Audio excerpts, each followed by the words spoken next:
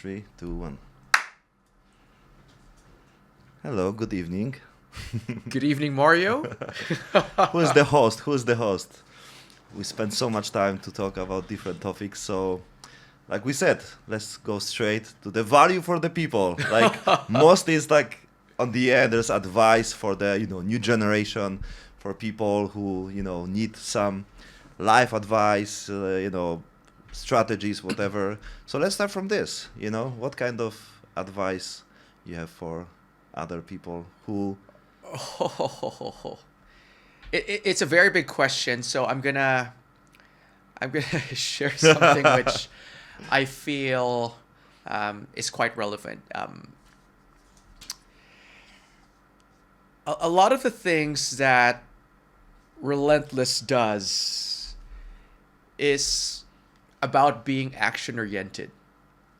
Just like a lot of ideas, project ideas, business ideas, humans tend to spend a lot of time thinking on what makes things perfect. And we are raised that way. I think an approach that I would take different would be I start with action because that's the hardest thing to do. And after action comes better ideas, improvements that lead to perfection. But unless there's an action, there's no conversation about how can we make this better. So that's it's probably an advice I would give to my younger self too. I mean, it's a big party, right? Because we spend now I feel like I spent so much time to talk to you because like it feels like weeks, basically. If you talk on the right things, it feels like we know each other more than it's the real time, right? So on my side, it's definitely action, and there's many concept and ideas about this one. They even make a like a test or like science about behind this one. So they give to people to make like the pottery class, right? And the one need to make the one perfect, the whatever they make. How you call this? What they make? The perfect jar? Yeah, pot, jar, for yeah. example, the pot. So and the one just need to make the volume. One group need to make just one perfect one in the like one year or semester, and one just need to the volume. And basically the effect was the one who must make volume. Basically, they make also better quality things. So it's not like you said. It's more about the action because you can improve from the action. You cannot improve on the paper. You cannot be better on the paper, And it's I think it's more stigma about mistakes. Like people, Absolutely. right? People thinking the mistakes make them like less value, less like be judged, and they have maybe negative consequence. So we come back to I think the part when you need to have a right people who understand this, who also encourage you about just do it things. Correct. So how it start in your life about be more productive, be proactive in your life than be just keyboard activist or be theoretical guy who just know a lot of things but don't do many things. Because on my side it was like this: I know a lot but I didn't do like almost anything, and everything's changed when I just start to be active in life and just do it without results, without any expectation about outcome. How was in your life? I think what you've said is that a lot of people are raised to create a plan of perfection first before acting. I mean, school for me was like that. And as a matter of fact, students were incentivized or graded based on how perfect you make things on paper. Because that's the output. It's on paper. But life isn't like that. Life is not lived on a test paper. It's lived on things that we create, businesses that we produce, ideas that we bring to life. And unless that happens, there's no progress nor improvement. Now, so your question is, how did it start for me? I was in I was in corporate for almost 20 years. I worked for Big Food before taking a journey of entrepreneurship. And I would say that I was fortunate to have mentors and leaders who tolerated mistakes. As a matter of fact, I had leaders who encouraged making mistakes. So they set up environments for me to almost fail at a small scale, with a strong condition that after all these failures or learnings, the big question comes, Ponce, what are you going to do about it? And it had such a profound impact on my life that, hey, this is a bit different from school. And I'm doing it with my projects like Relentless. I'm doing it even with my own jiu-jitsu game. I would literally test some games in some competitions. And knowing that it's not perfect. Mm-hmm. I've always been a butt scooter, but I would sometimes test, maybe some fights I'd be on my feet. I would lose. Chances are I would lose. But then I get feedback, what can I do better? Mm-hmm. And I build on that. I saw you today on the mat when you basically just putting yourself on the choke position, like the guy choke you all the time and you lose and you do it again, try it again. Absolutely. So and it's amazing because like people don't want to feel uncomfy, right? People, escaping from the things when it hurt them, pain them, right? Like it's make them feel not on the way when they want, right? And we talk about this one today about connection jiu-jitsu with the life and every basically martial arts in the general, and it's everything is connected, and I think on your side you create a strategy for your life, because even today I never see this before, maybe I didn't been for so many classes and everything, but I think it's this approach is unique, and I think it's all about the people who we have around, and I think you putting yourself on the danger, not the control danger, but on the position when you try it again, then you can learn, how to escape from this. And basically in 5 minutes, you have today 10 times ways how you can learn, get out from the position when you will be on the, your match, your competition and everything. So it's amazing. And I think it's strategy already. And I think that being active and just do things like it's teach you so much things. So how you take these things from the Brazilian Jiu-Jitsu, or you said you basically corporation. It's also not obvious because mostly corporation don't give you that much possibilities to make mistakes. Mostly you get really problem if you make mistake. Absolutely, because, yeah. So it's you're lucky somehow to get someone on the company to be like your mentor, your coach at the same time, right? So you use your experience basically from corporation to your current life, right? I would say so. And it's interesting what you said about luck, that I don't want to come in front of you, giving all this life advice as if I've got everything figured out. When the truth of the matter is, a lot of the good things that can happen in life a lot of it is luck. And let me connect this to the drills we were talking about. What Mario was, what you were talking about was, I put myself in the back position and someone was on my back, and he just keeps on either choking me, getting the kimura, getting the arm lock over and over and over again. And what I also believe is that to be lucky, you gotta expose yourself to luck. And to be lucky in discovering ways to solve the rear escape, you gotta put yourself out there over and over again until you get lucky in discovering something. It's an interesting life principle, which jiu-jitsu and corporate probably has taught me, which I do apply to some of my projects too. So the luck for you is basically expose yourself for the situation to test the luck or test yourself. Like it's connect also with the be active, right? Just to do things. Yeah, it could be. I mean, luck has many definitions, but what it has been for me is it's when opportunity marries preparation. Um, like the drill earlier, that's preparation. I do it over and over again. I got tapped out 20 times earlier today, maybe. But there will be an opportunity that comes that I will get myself in that position again.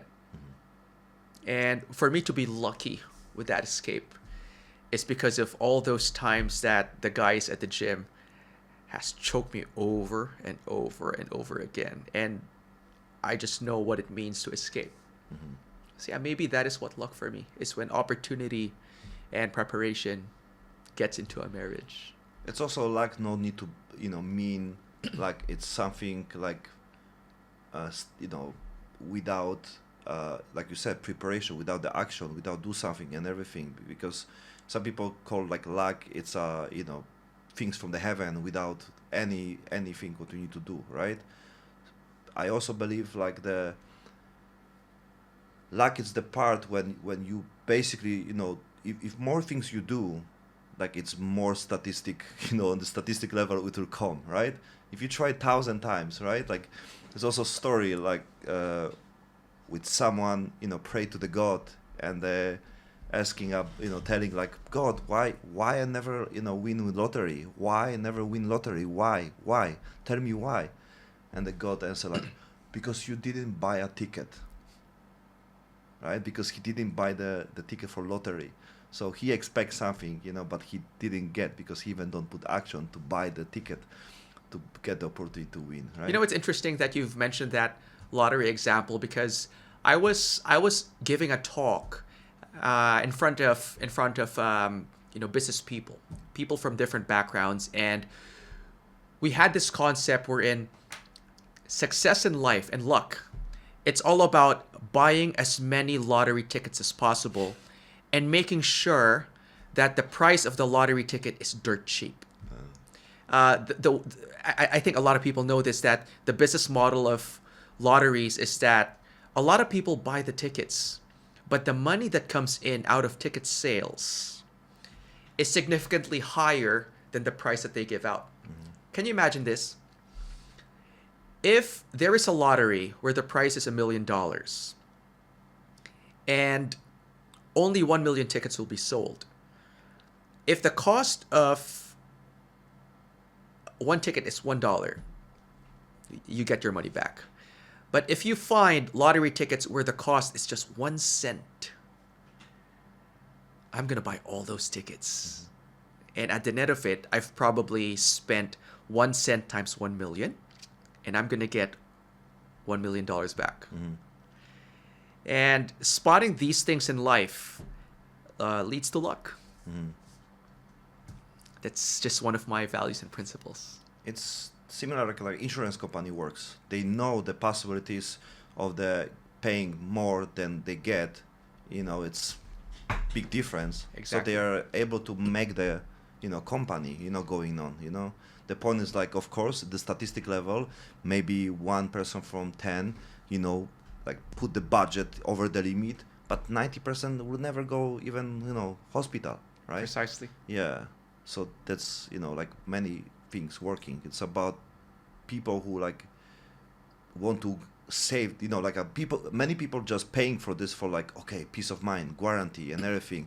If something happened, like on my side, how about you? Like you believe like insurance or like, like on the future, like saving money for future, buying insurance, on the for life and for death and everything. How it's in your side? This is a very tough question, because at the very root of it, if you ask someone, when I buy insurance, what am I buying? Am I buying the promise of that hospital bill being shouldered?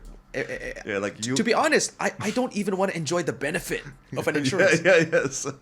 I don't want to. You buy a ticket to hospital, right? Because Exactly. then you use this. Oh, it was worth it. I'm so blessed. I have an insurance. So you When you win the lottery in Yeah, an insurance, it's sad. On the other hand, if you also do not win the lottery, yeah. you've spent money. Yeah, and it was like, why I did so much money? I never been hospital, right? So it's a Tricky. it's a no lose situation for people selling insurance. But what you're really buying is peace of mind. So the question is, what is the cost of my peace of mind? If the cost of my peace of mind is, say, $30 a year in premium, then yeah, sure, I'll buy it. But if I know that if I invest $30 a year into a fund that will grow enough such that it can pay for XYZ bills, then maybe that is a better option. So I think to answer that question, you gotta really reflect, what am I buying? And that's gonna be my guiding principle. A funny thing, do I have insurance? Yes, I do. So I am in that game. Where are the age when we like thinking about the future, you know, like when you're younger you also make more risk, and I think many people should risk everything, especially when it comes to things connect with their passion, because this is also price, you know, like That is true. if you need to put everything to live the life what you always love, and it's basically that your dream life, right? Then it's, you know, talking about the savings, I think it's not the point of this conversation. You know, you need to go all in.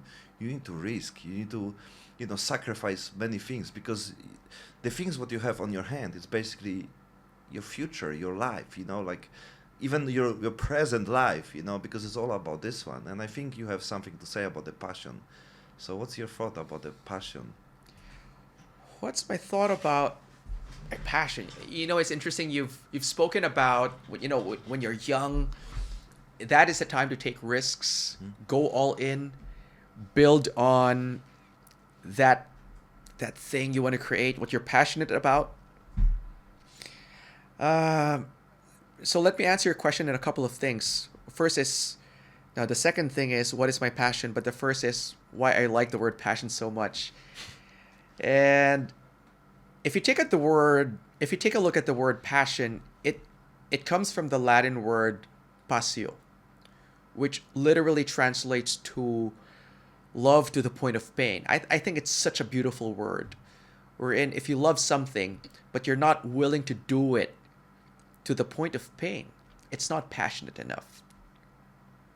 I am that's easily in the top 10 favorite words of my life. Now, that being the case, what are the things that I'm willing to do to the point of pain? Quite a lot. I'm deeply passionate about martial arts, jiu-jitsu. I believe that martial arts, the fighting arts, teaches us a lot about life.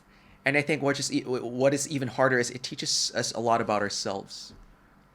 It does. I'm deeply passionate about that. I'm deeply passionate about business. I'm deeply passionate about using martial arts as a platform to tell people stories. Deeply, deeply passionate about it. Among other things, the fun things. But the things that I want to do to the point of pain, those are that things. I'm curious more. How about you? What are the things that you're passionate about? I'm passionate about these things what we do right now. Yeah, absolutely. I create my life around these moments, and that's how I want to live every day. So if I can like see myself like in 5, 10, 15, 20 years, I see myself on the same spot. I'm okay with this place where I am right now. So, and if more people come to Sriracha, you know, it would be great, because for me it's also a concept like I want to bring the enough value when people come to this place, you know, also because of the possibilities what we can bring together, not only me, but we can bring together. I believe two people can create amazing things, and it's like, I don't believe single like idea of the single person. I believe there's always someone behind. There's always friendship. There's always, you know, connection. There's the idea not comes from one singular person. It's always comes with the you know, synchronicity and the, you know, collective mind with many people, even if it's your true experience in your life, even if it's, you know, someone who you meet on the way, even if someone, like you said today on the restaurant, you know, this logo, this chair was created by someone.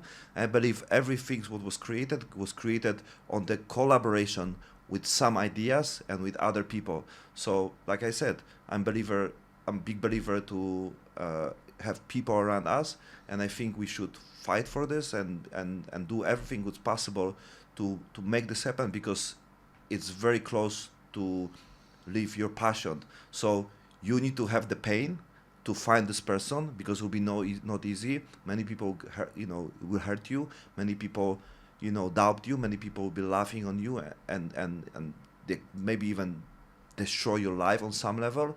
But you should never give up to have this one person, because this is the pain what you need to pay, right? The pain. This is the pain at the price what you need to pay to get to the level at the position when you need to live the passion. It's what you said just before when you came in.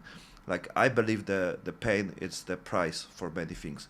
It's hard to say, because, you know, we have kids, and the point is we don't want our kids to suffer, right? I mean, I don't want, right? Like, I believe, like, we don't want them to say, like, oh, you need to have the pain, you need to have the lesson and everything. We don't want.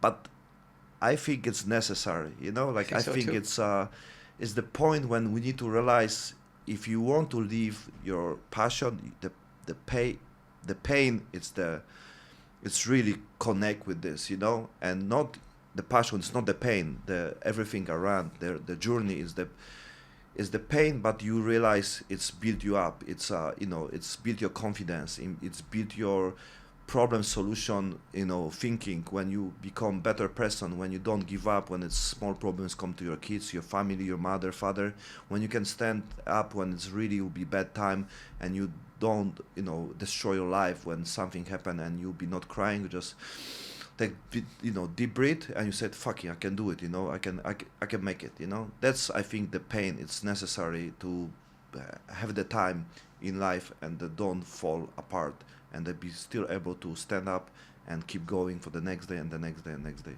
So that's my definition. You know, I like what you said about, if you were to take me decades from now, I see myself doing this. And I like what you said earlier before we're having this podcast now. We're in, you're deeply passionate about dialogue, communication. Podcasting it's essentially, if I can record a conversation between people, that is what podcasting is. And you said something interesting. We're in, if we can only get people to continue communicating, talking, having a dialogue, every conversation probably solves 1% of the problem. But guess what? Do it 100 times. You may have a solution to finally solving the problem. And it's a matter of people like you creating and pushing for these conversations to happen and happen and happen. And I think that's deeply a passion. Yeah. It's connect also, we see, like, even about the religion, was always someone who trying to spread the message. Like, even about Jesus Christ and his apostles, right? And it was also friends, basically, right? When they spread the message. So it always, you know, comes when people talk, right? And later people spread, you know, doesn't matter, you know, the story, it's original or not, it's not the conversation about. The point is, like, it's always about the meetings, it's always about the conversation. Even if we have the people, when we talk on the Friday night, you know, Saturday, and we talk about the problem, it is kind of, you know, podcast. It's the same. Like, people ask me, like, how you can talk, I have a podcast before 7 hours, and people say, how you can talk 7 hours? And, like, how you can go to the party and be with the people 10 hours, right? It's the same thing. It's the same thing. Like, you think I talk about something different on my party when I go with my, you know, people? I talk the same things. I will never, like we talk about the podcast. If I meet you on the, you know, bar, whatever, I'll be talking the same thing. Like, people, absolutely. Yeah, people, so, Mario, but sometimes you need to relax. You know, like, some people say, like, to me, like, you need to be relaxed. You know, now's the time to enjoy the time. And, like, I enjoyed the time. I love the process. I love talking. This is not struggle for me. This is not pain for me. I love it. Like, solving, it's kind of like a, you know, challenge, but I love it. It's my pain, and I enjoy, and it's struggle, but, you know, I know when it's, you know, the the passion is outside this, it's came from this. I become better person on this one. And I think the podcast is in general, I was good inspired, from few of your clips, videos, basically on your Instagram and with the jacks. And I'm really, really glad, it was amazing, message for everyone, because many people have a similar experience. So I think what you done, and on the level, be mobile, going to the place, especially be the place who connect with them, because you also, Brazilian Jiu-Jitsu person, and you are able to connect with them, understand them, and that they also respect you. And I think is that's what you say. You want to also create something similar, even on the podcast and everything.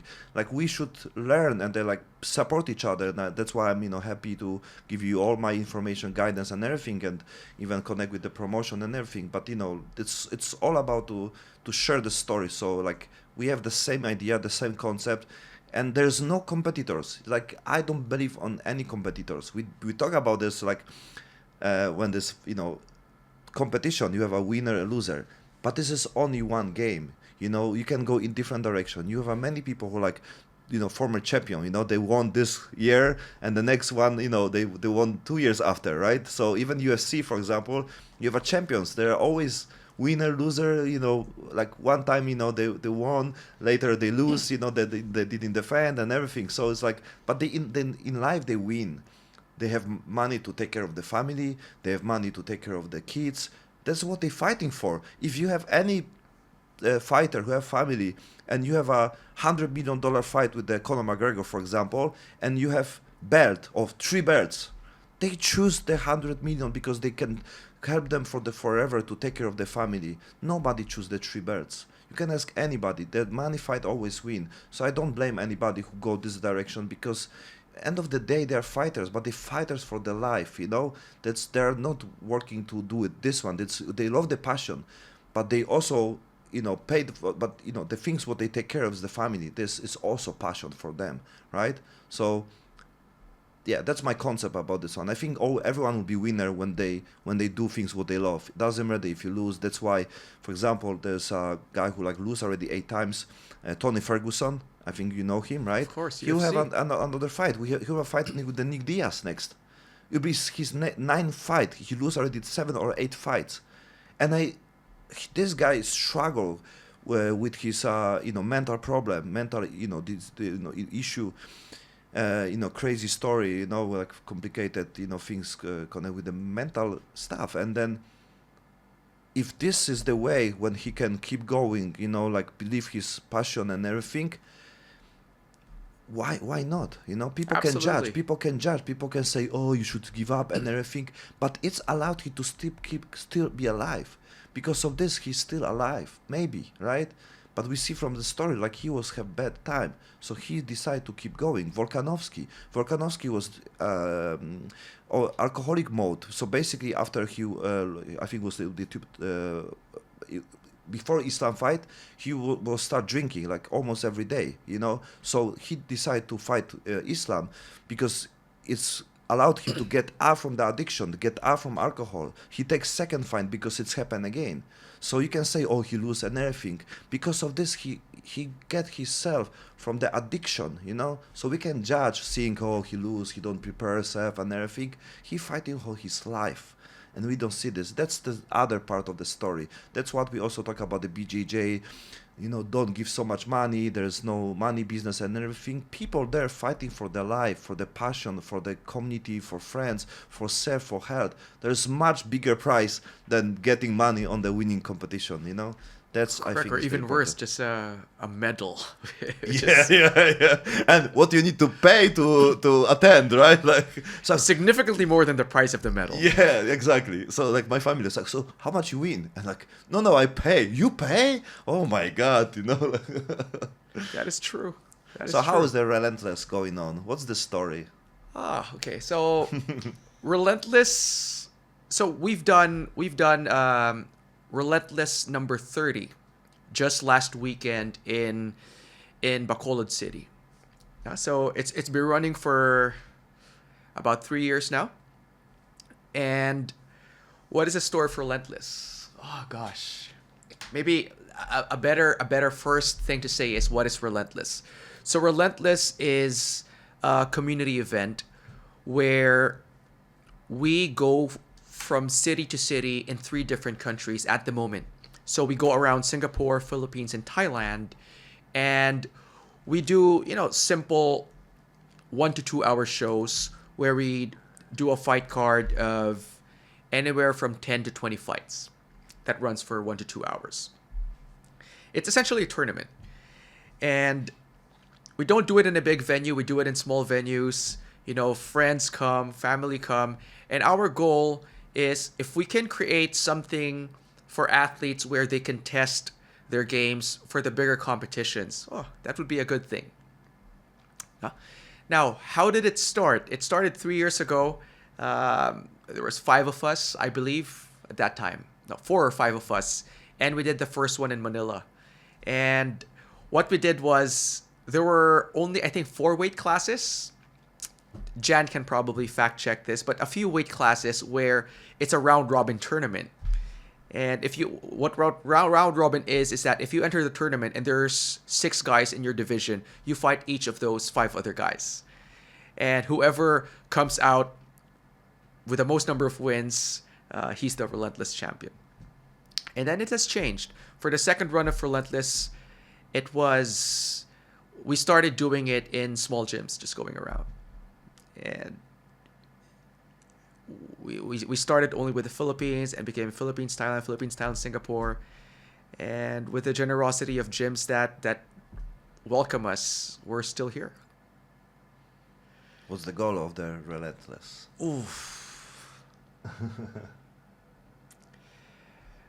That's a very difficult question, because if you ask me what is Relentless, it's a small community event of bringing people together and enjoying the art of jiu-jitsu, such that when these athletes go into the bigger leagues, they're more prepared.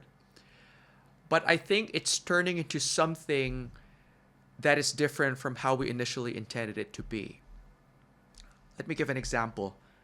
Last weekend in Bacolod City, I was receiving a lot of DMs from people who did the competition. There was this one guy, his name is Jomar Bayang. He went back to his city. It's another island in the Philippines. It's called Aklan. Aklan, Panay Island, I think. Yes. And he was surprised to a cake which was designed like the Relentless medal. And I can probably share that photo with you.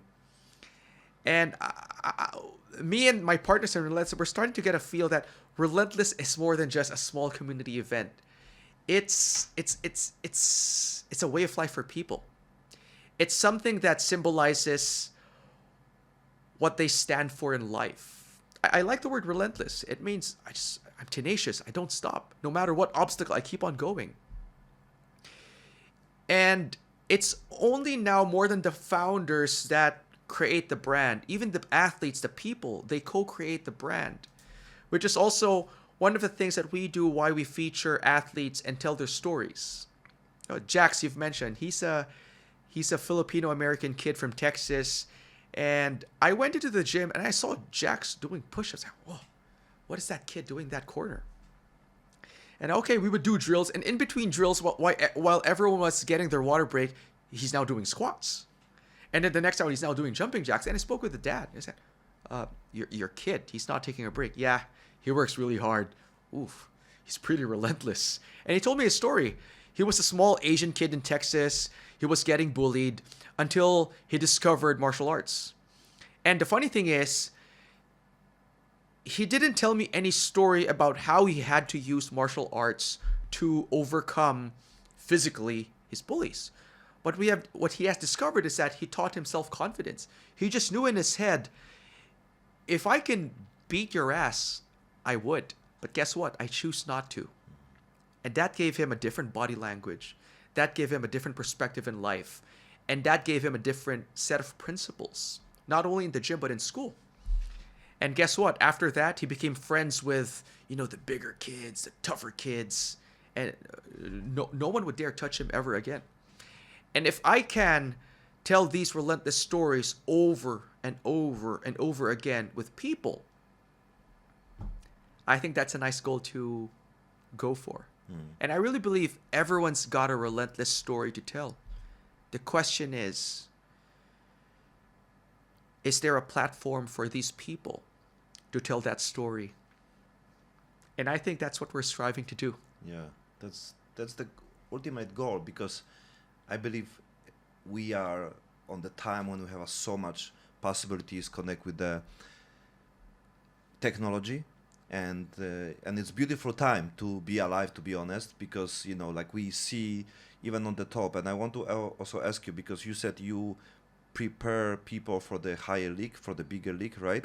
Can you explain me what's the higher league, better league, like on the process of understanding the jiu-jitsu culture and the tournaments, even in general, because you are, like you said, you have your project, right? Correct. And where would they can go, even about the career, if you have someone who treat this really seriously, right, want to go, because Relentless is for everyone, right? It's not only like I can come, right? Everyone can come, Yeah. right? So I think it's One also, day I would want to see you fight in Relentless, Mario. I'll come, man. I'll come. Maybe even October, like I like challenge. So it's also important. Like people should challenge, and should, have they should have the some point of the trying themselves, and because they makes them more alive. Last time I also have the guest from Spartan, and it's also like to show the people like, okay, themselves, like, okay, I can do it, I'm able to do it, and you build the confidence for other people. So yeah, okay, come back. What's the other leagues, and what's the next? So you're asking about what are these big leagues, big promotions that people feel proud in their fight career, specifically for jiu-jitsu. I think top of mind, what I can think about is there is this promotion that's happening in Thailand, or in Thailand at the moment. It's called AFG Open.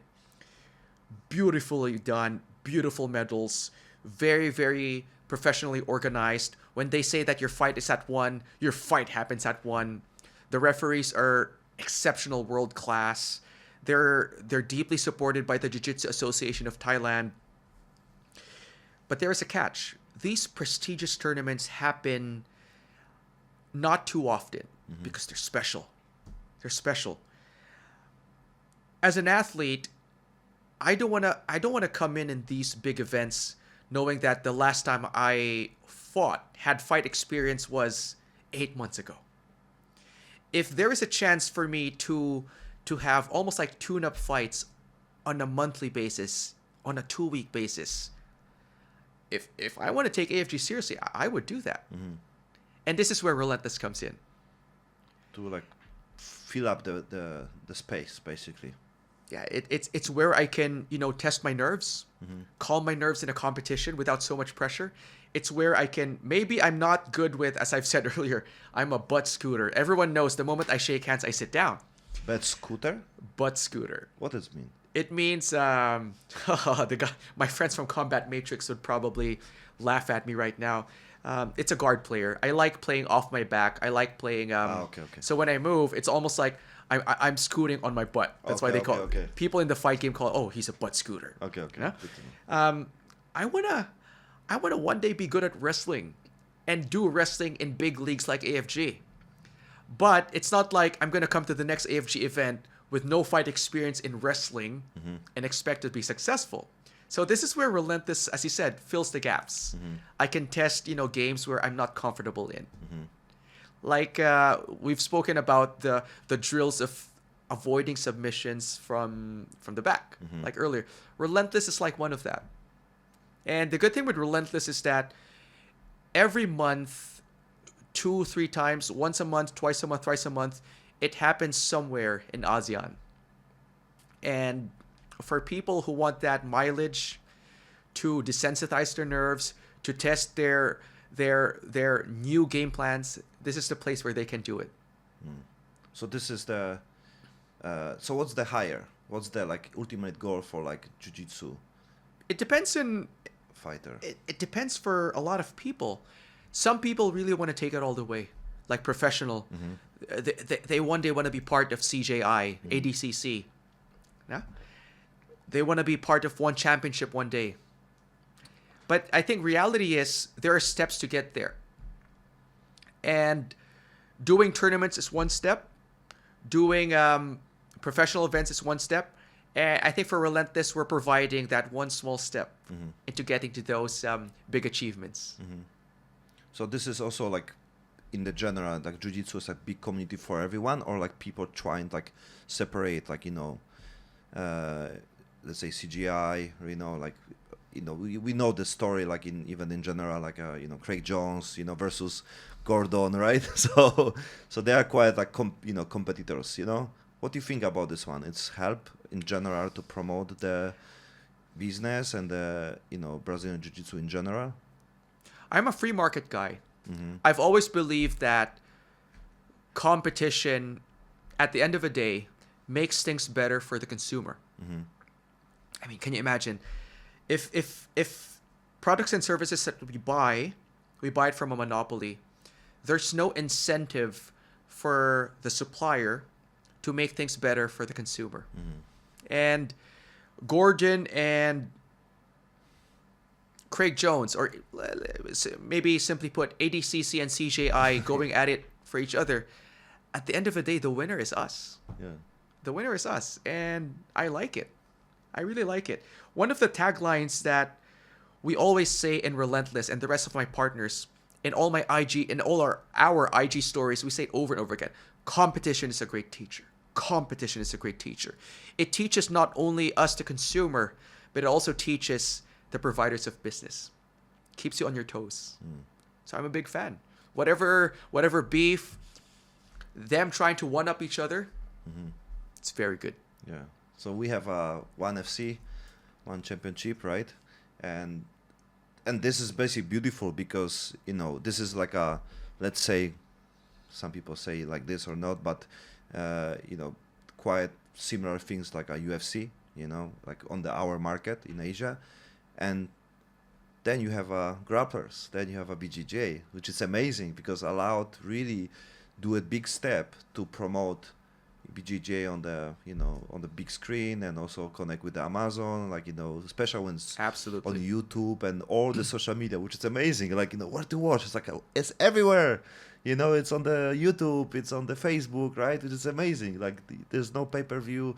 Still people pay, like Amazon, watching on the TV, on the big screen, HD and everything, which are a lot of things. Like it's amazing because we have a Mike Musumeci, right? Mikey Musumeci, Great guy. who's like a amazing person. You met him also, and it's like a big, face of the BJJ, and I think it's amazing. We can finally have the people who also are the characters. These people are characters, and I think when we talk about the CGI, Craig Jones, and it's all about the characters. Gordon is a character. The Craig Jones is the character, is the personality. Mikey, it's amazing. Even if he's shy guy, he have his own personality. So I'm really big fan to have someone who, no matter how how what you do, you need to find a way to communicate with the fans, communicate with the people, and there's no other way. You need to learn. It's like you cannot go in the BJJ and then don't learn how to defend. So it's the skills like anything else. Being a person who you need to talk with others, teach other people, and put the self with the camera. Like I always say, like if you don't like me talk to the camera, find a friend and they talk like together and they put camera on. It's the same things. Right, and it's allowed you to basically make a content, and it's how you can create yourself. Like many people don't like interview things like this. Talk with your friend. Joe Rogan first 100 episode, he talking with his friend, and like with the camera and everything, like this, like normal, without any goal, any monetizing the business and everything. Just for the love. Just talk, yeah, because he just loves to talk to the people. And you see him, he come back from the event, and even if he's not on the event, he talk with the people about what happened on the live stream, right? So it's amazing concept. I think the podcast in general is the place when people even have the passion for the martial arts. They love to talk about this one. So if they put camera on this one and they share with with other people, more people realize, oh, I'm the same like them. I'm also this age. Oh, they can do. Oh, they have also story like me. Oh, they break up with the wife, girlfriend, and everything. It's like, okay, so I can do And also. and we can relate to these people. Yes, that's why I believe, like in general, like people who do martial arts, especially when the BJJ it's more close community, they should find a way to express themselves. And even if it's through us or the make a platform, even for Relentless and even my podcast and everything, you should use all things possible just to share. Even if you want to talk with someone about some skills, some strategy and everything, you can turn on camera. You'll have much you can help someone. And basically the most funny things about this one, if you help other people, if you share with other people, a lot of good things coming to you, Fully like agree. it's a full karma, like without, like it's not about to expect something, but I expect and I get always the same. Even if I expect things from my life or I don't expect, I get always benefits from this, right? So if I say I give to someone 100 baht, you know what's happened even last time? I give like for the laundry, like the woman who always make the laundry on the the laundry shop. I mean, she just worked there, so I don't need to like give her. She still help me, right? So I give 100 baht. My friend, oh my god, 100 baht, and she found 100 baht on my pocket and she give me back, right? Like maybe that 100 baht even not exist, right? Whatever, like this showed me and like, oh, you see, you should next time don't give as a next time I will give her 500, so maybe 600 come back to me, like it's also show like how fast is this, just to give. And expect or not expect, just do it. And if you start doing this one and you find a way how to share with more people, and I think we need more about this one, just to find a way, like we have a camera, we have phone, we have friends who can record you and everything. It's happened on the gym, many people record something. We cannot be shy because we, I think, spread some good things, the concept what about the health is great, about we need oxygen, we need to be active, we need for our body to to, it's not about fit, it's all about be healthy, to have clear mind and release some all the stress in our life, to release all the connect with the you know uh, the everything what's happened on the daily. So we need to find a way, and I think the martial arts the one part, and the second it's the community, when you can talk with someone, and that's I think is the connection as a like your psychologist, like basically, it's funny to say, but it's like this, because it's a real concept, and I feel it's the closest way to find yourself. And I really like, I will push everyone just to go there and to try it, That is because true. like You will find yourself. You will discover things about yourself yeah. that you never thought were real. But unless you're there on the mat underneath someone who weighs 200 pounds, 100 kg, Yeah. trying to survive the pressure of getting Yeah. choked, you just sometimes you don't realize what you're made of. Yeah. And yeah, martial arts teaches us that. I'll be sometimes really annoying for people, trying to push them, and they're trying like use different words, different concepts, repeat myself and everything.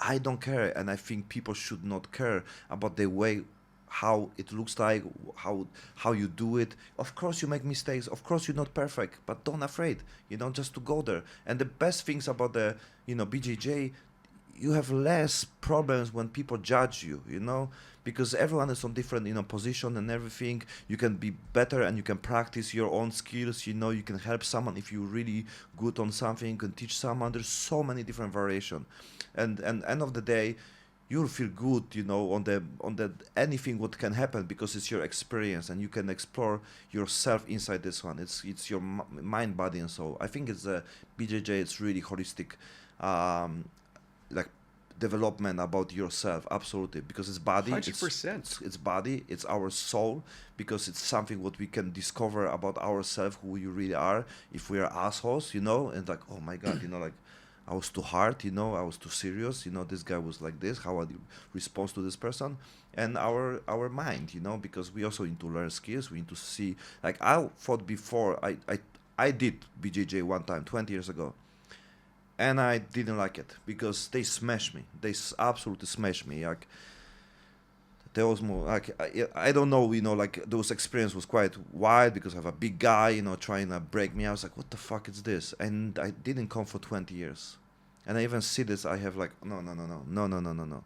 So you see, like that's what I say. Like it's matter also who are the coaches, who are the people who are on the mat and everything. So that's important to even try the game. Maybe go different, place, try and different people and everything.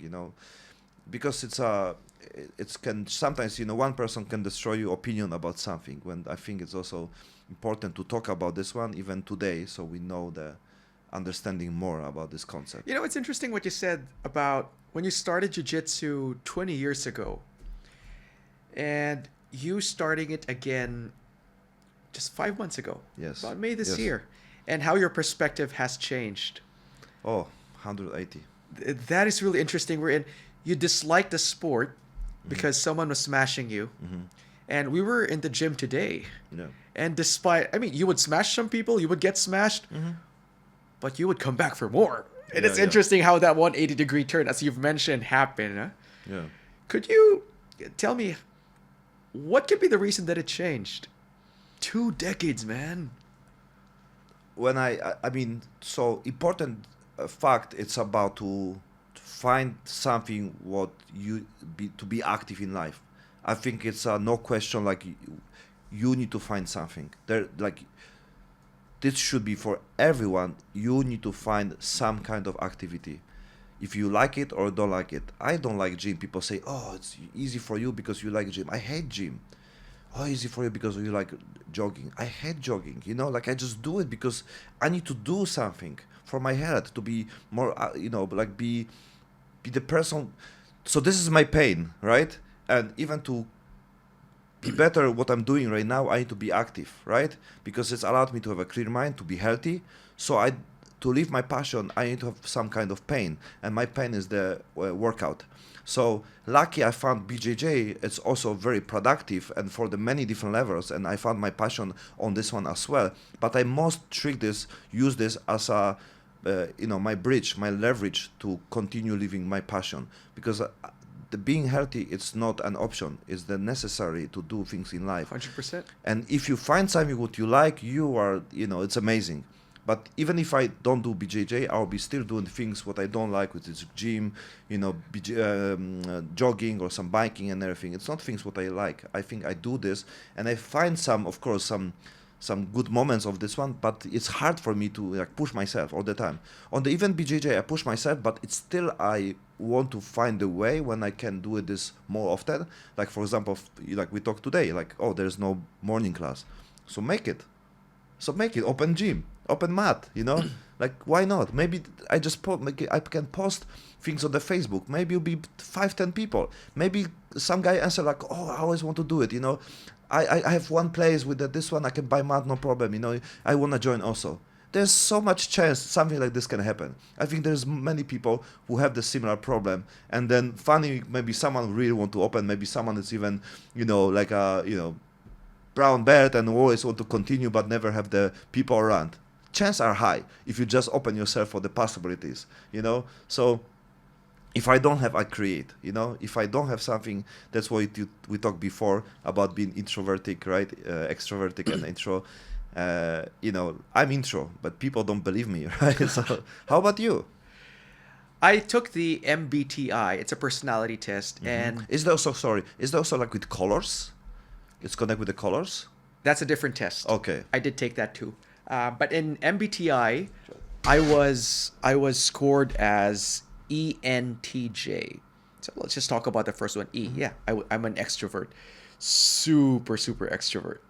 So I like being around people. Conversations like these, it energizes me a lot.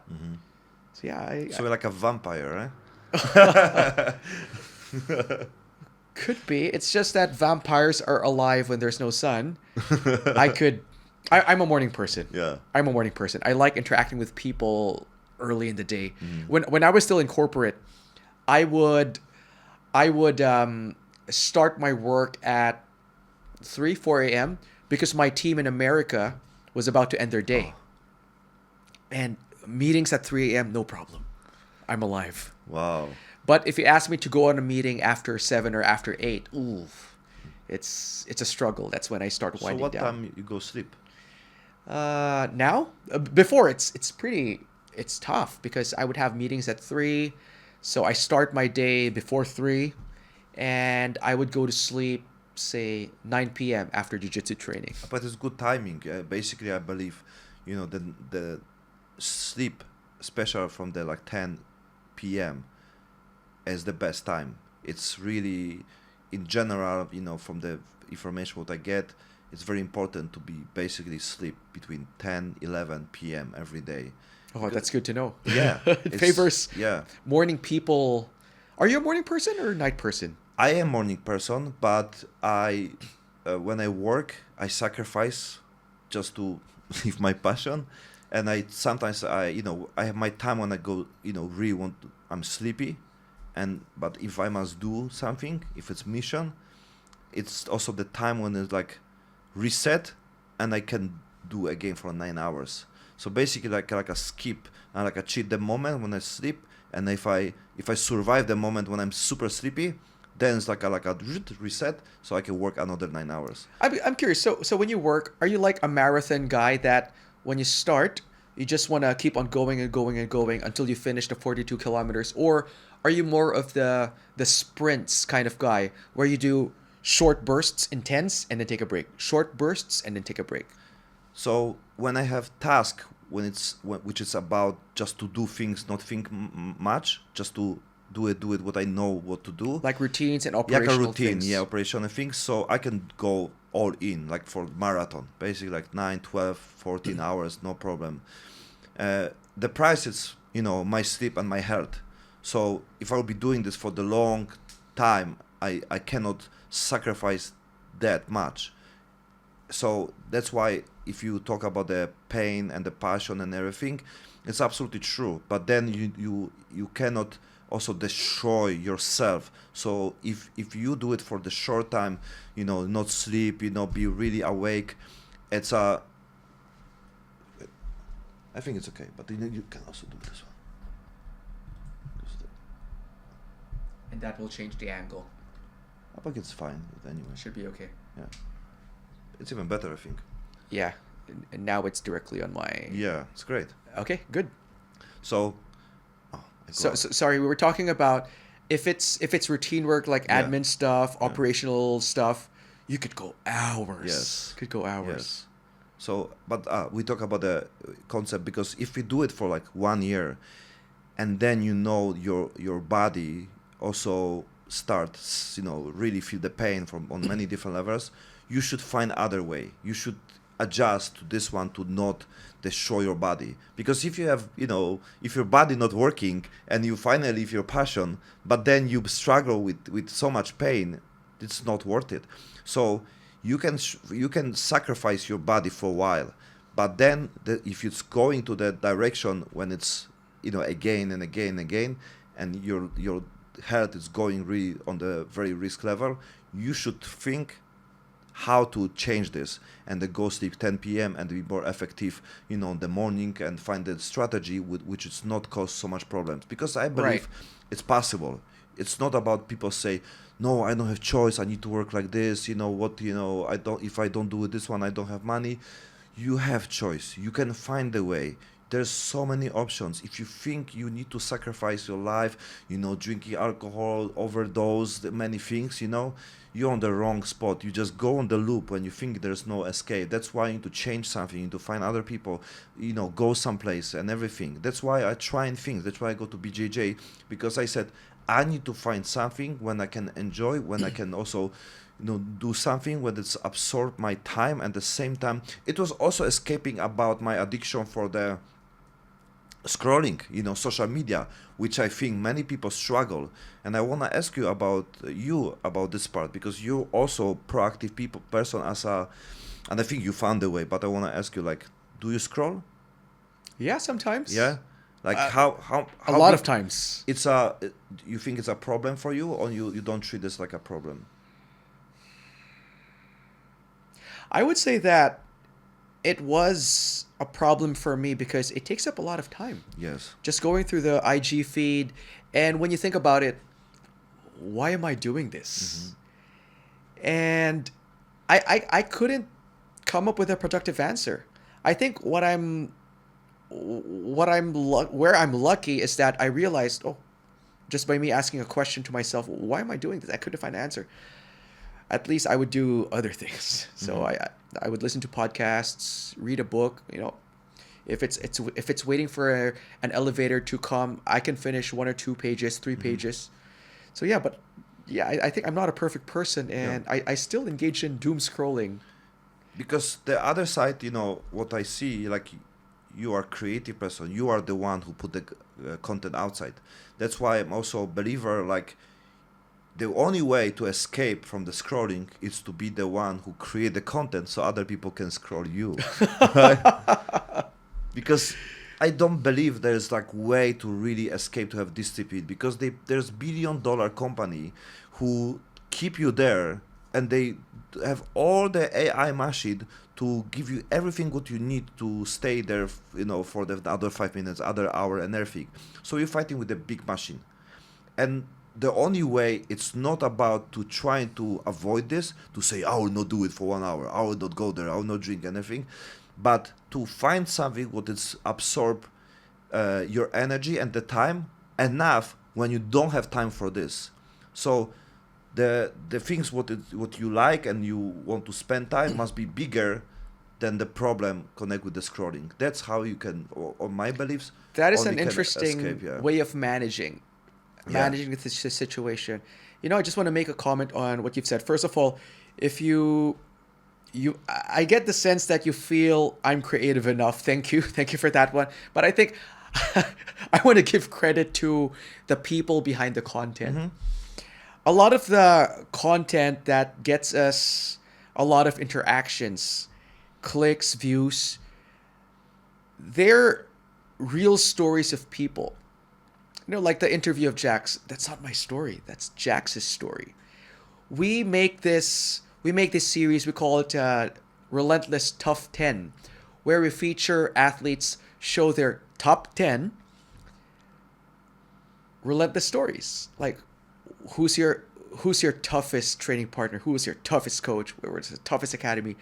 And those are not my stories. Those are not, the 5 partners, it's not our stories. It's the people that fight in Relentless. And I give credit to them for being open, authentic, and honest, and being able to share their struggles and how they've overcome it. And this creativity thing, I also throw them back the credit too.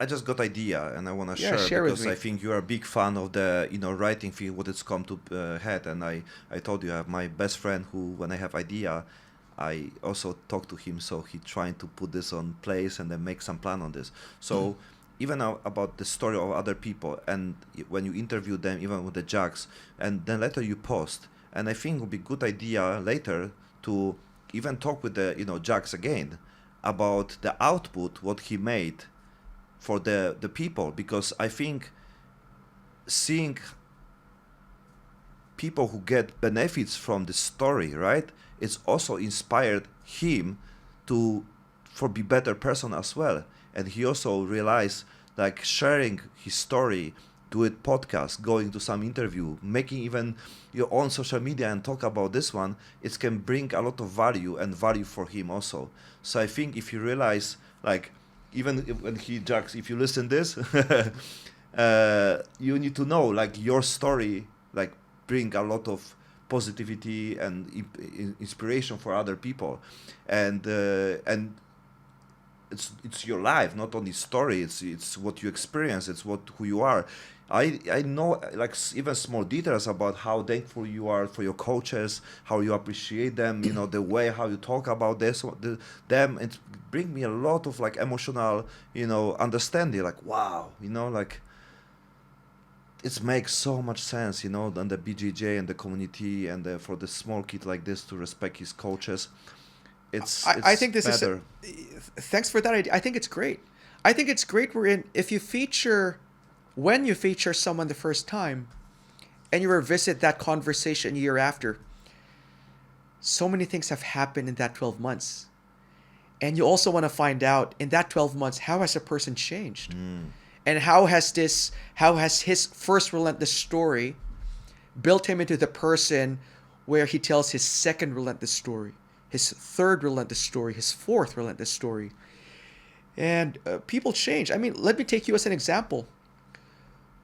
Your story about your jiu-jitsu journey from 20 years ago is completely different to where it is now. Your goals back then may be different.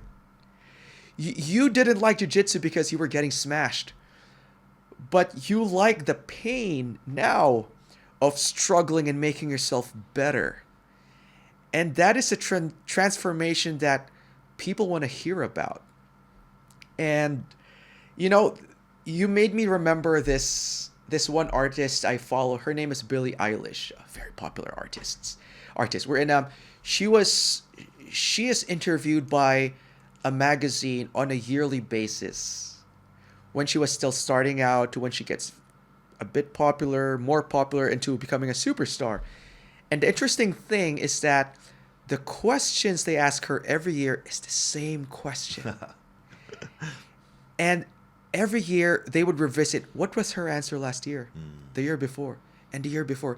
And you see how she evolves as she becomes more mature. And of course, the obvious thing is how she becomes more popular. And how does she deal with the popularity, both the benefits and the struggles of that one. And what I like about your idea is the same thing can happen with people who share their relentless stories. Jax went through bullying, overcome the bullying, gained confidence because of wrestling, jiu-jitsu, MMA. He's a young kid. Now we're visiting Jax as an 18-year-old kid going to university. How is it going to transform him? And people want to follow that journey. And yeah, thanks for that idea, Mario. Because it's also the part when they can see themselves, you know, like even for them. So, of course, we want to like bigger, you know, outcome of everything. But even for Jax, right, to see him, see him how he react for this, right, and watching him and this podcast, this interview, it will be amazing, right? Like his reaction, and the people comments and how people react, even to have some when someone watch this, and the comment, ask them to record how he, what was his reaction for this.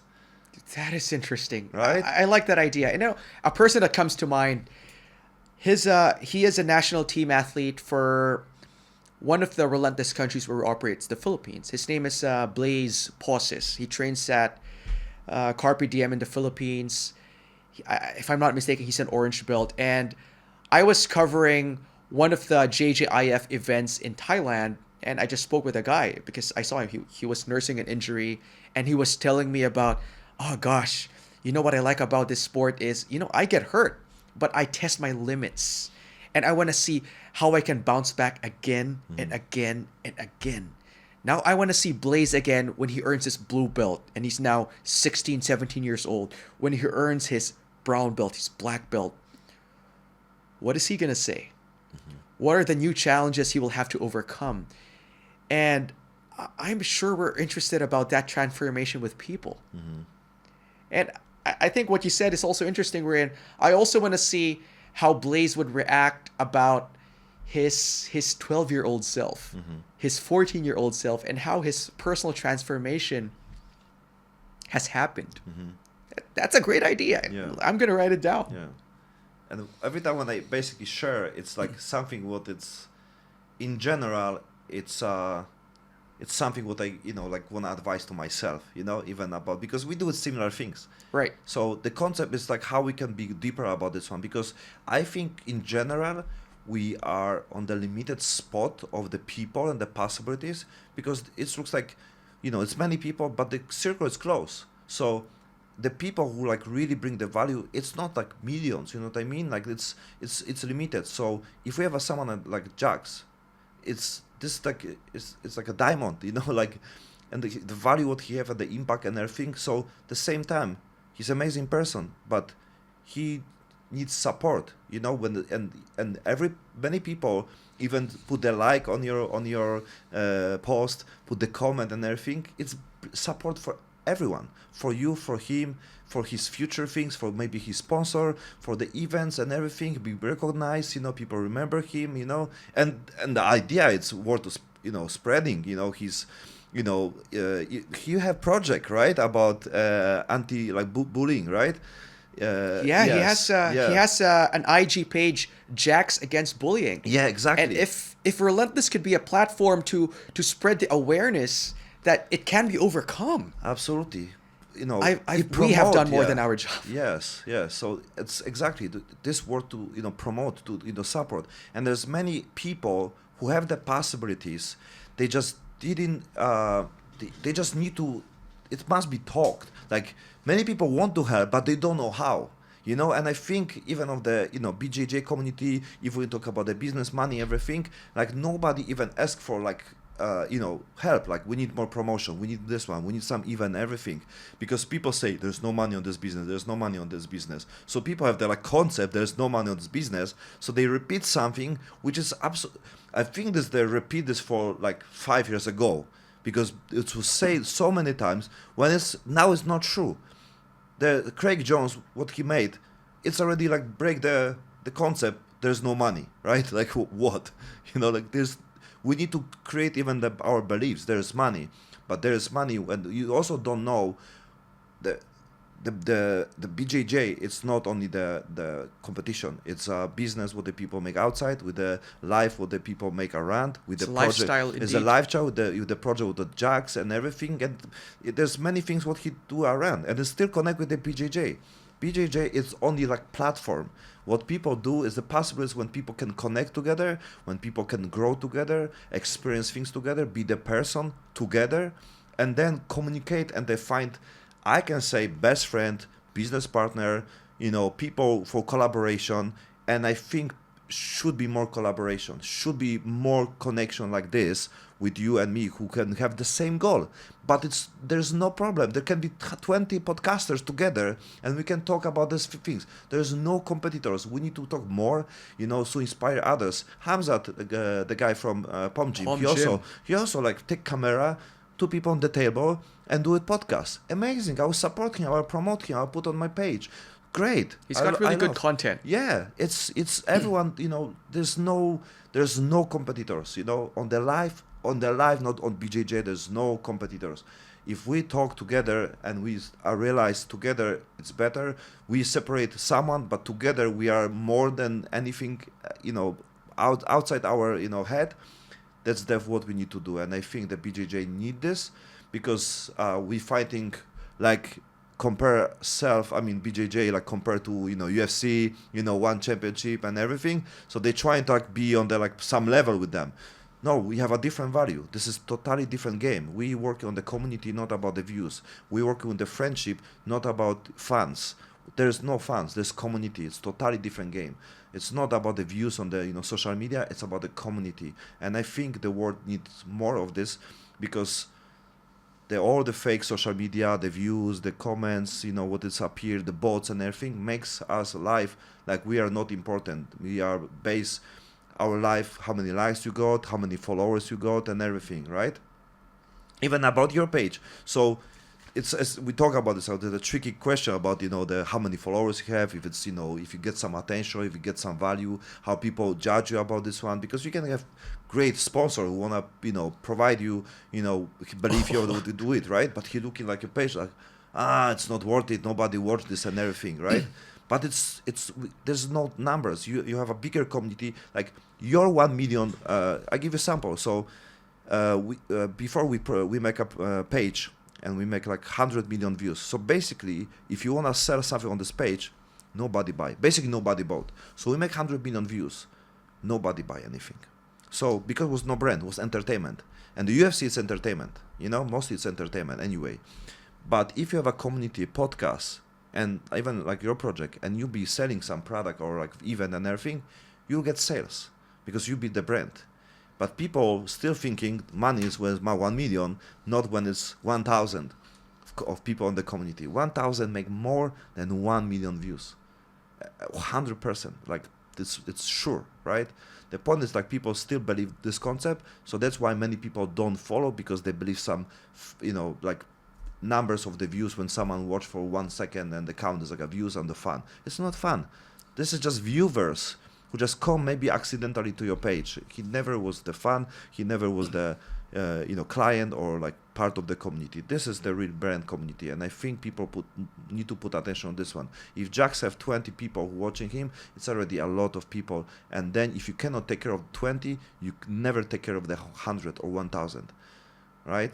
That is interesting that you said about comparing 1 million to 1,000, because it brings me to an idea on what myself and my partners with Relentless, like Jan, the rest, are doing. We're very much grassroots. Obviously, having 1 million followers, it's pretty attractive. But I think where we are more drawn to is that if we can find that 1,000 who are pretty rock solid, who shares the same values, who shares the same way of life, that's fulfilling. Yeah. That's really fulfilling. I mean, reality is, Relentless is not, there's not a lot of big following. It's not meant for everyone. Reality, it's not meant for everyone. Yeah, it's the like, how you call this? It's like a VIP, That's what we can call this, No, I mean on the level like, it's a limited edition. Like there's people who have value. It's less people like this. It's always be less. We are not the mass.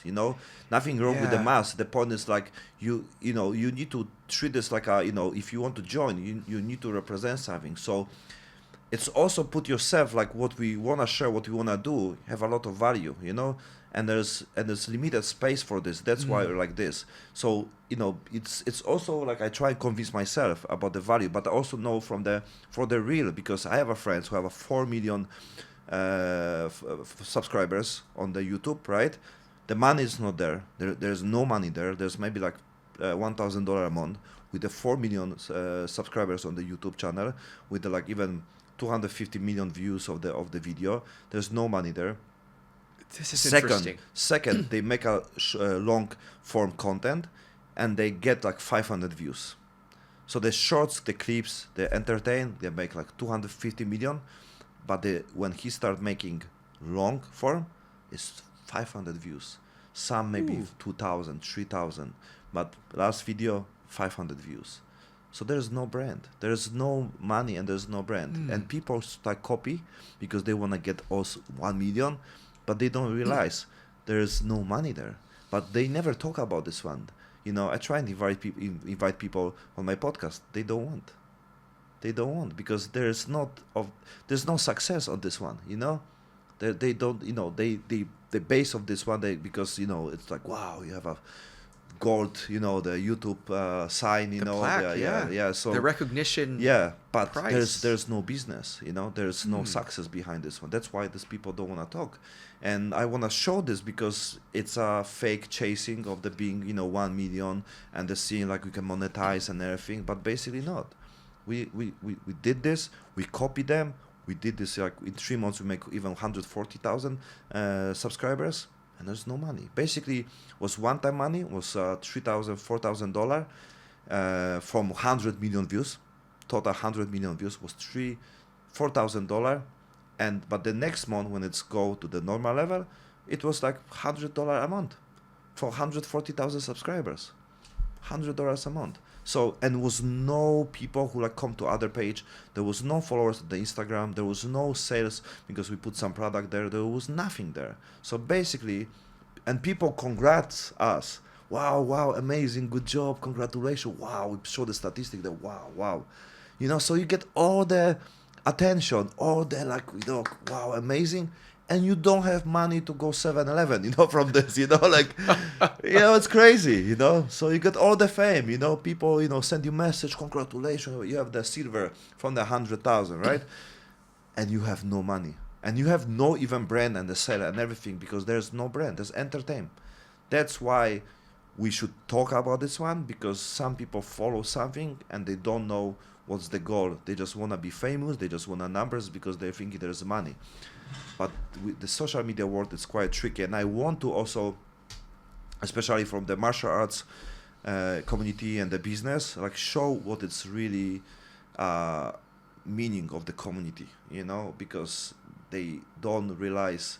I mean, I want just to spread more, information and discussion about this one so people understand what it's mean to have few people who follow you, few people who you can talk, Right. still keep going with your social media. You can take other side also this one if you want, It's okay. like this. It's okay.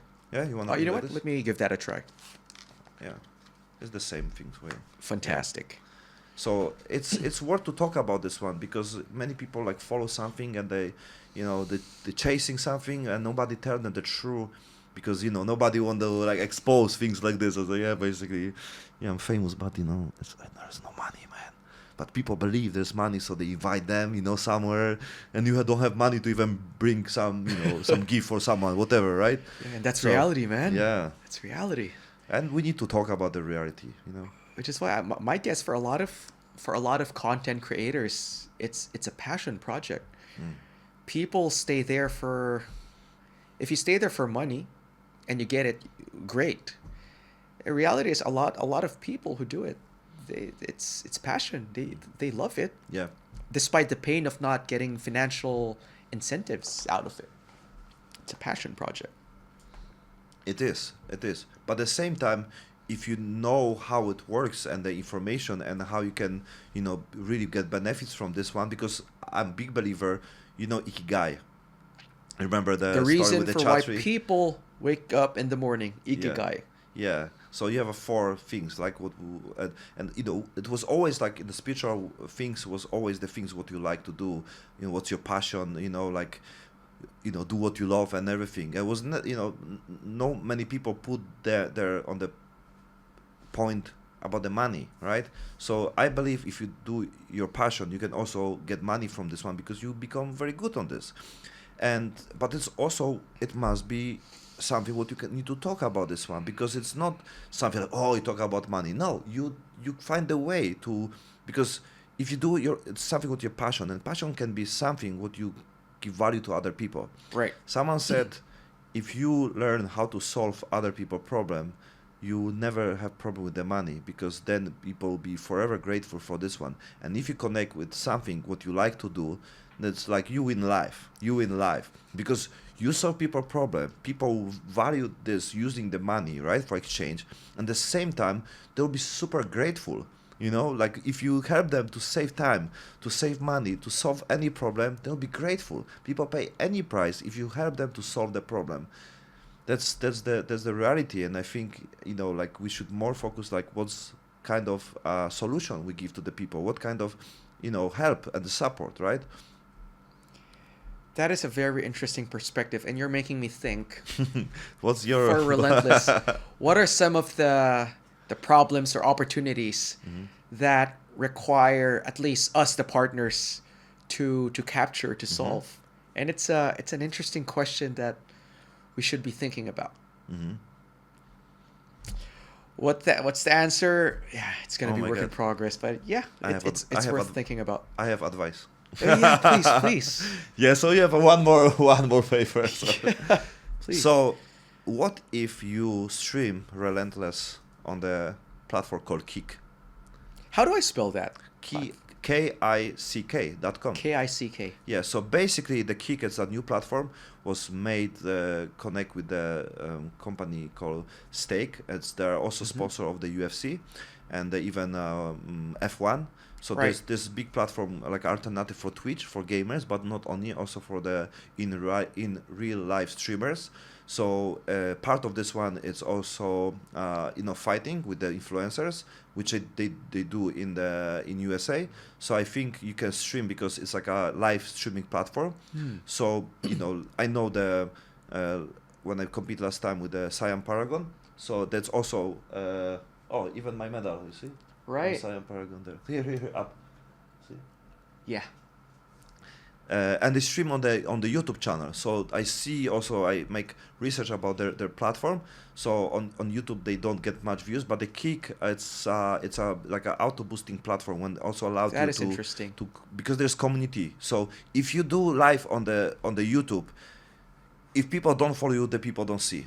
But if you do live on the Kick, you are able to to go up so more people can see. So because it's everything on the platform. There's not like 1 million live. There's basically like 100, 200. So that's allowed to get more attention to this one, and I think it will be very useful, even make a before interview with the people and everything, because there are people just sitting and they're watching, especially on the community. So I think it'd be a good idea to put the martial arts on the like a part of this one. And to be honest, it was my goal to make my league connect with the kick. So basically, to get sponsorship from them and invite many people for many different martial arts and the event and things like this. Can be also with some influencers, but I don't want to make crazy pato stream and everything when they do bullshit things. I want to really put value, right? I mean the sport, not like a sport is just part, but all the fighting between beefing and everything. I don't want to use this one because I think it's useless. I mean I know it's entertainment, can be some clips, video, and the views and everything, but ONE FC is the part when they bring the value without the crazy beef, right? And we also see the fighters like Max Holloway. He never disrespect people. He was kind, and he's best motherfucker, So it's show you can be nice person, kind, good, respectful, and don't make problem to people and still be on the top on the game. The same like Joe Rogan. I believe so too. You can be good person and you can be top of the game.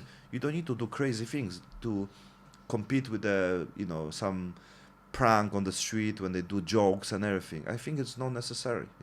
I believe so too, and I think just going back to the ONE Championship example, one of the things that I believe that group is doing extremely well is they show us the stories of each of the fighters. Yes. Like Stamp's story, she was starting Muay Thai at a very young age, and people can relate to this real human stories. So when Stamp goes in that ring, it's not just Stamp standing there. That's also you and me, who went through the same struggles. And that's why people root for them to win. And even if they lose, they've experienced setbacks in life, and they want to see how would Stamp deal with it, because I relate with you. And I think that's one of the brilliant things that Kun Chatri's group is doing. Very, very well. We see the Mikey, like he said, story when last time when I was basically there. It was my first ONE FC in Bangkok, and I was there. Was Mikey? Was it when there was a family member who passed away? No. No, it was at the time when basically he was sick, and he fight with the Denis Puric, which was my also guest, online guest. Right. So they fought each other in Bangkok last time. I mean, it was on I think May or June. And it was Mikey, and he has also crazy story because he compete. I forgot his name. Souza. Gabriel Souza. Yes. If I'm not mistaken. So he won with him, but basically have also beef because he laughed on him because he won with him before, but he was sick, Mikey, but he still decided to compete, and they make a lot of laughing comments and everything, and later he was angry, said, I want to say something because you laughing on me, you become cocky. We don't need this.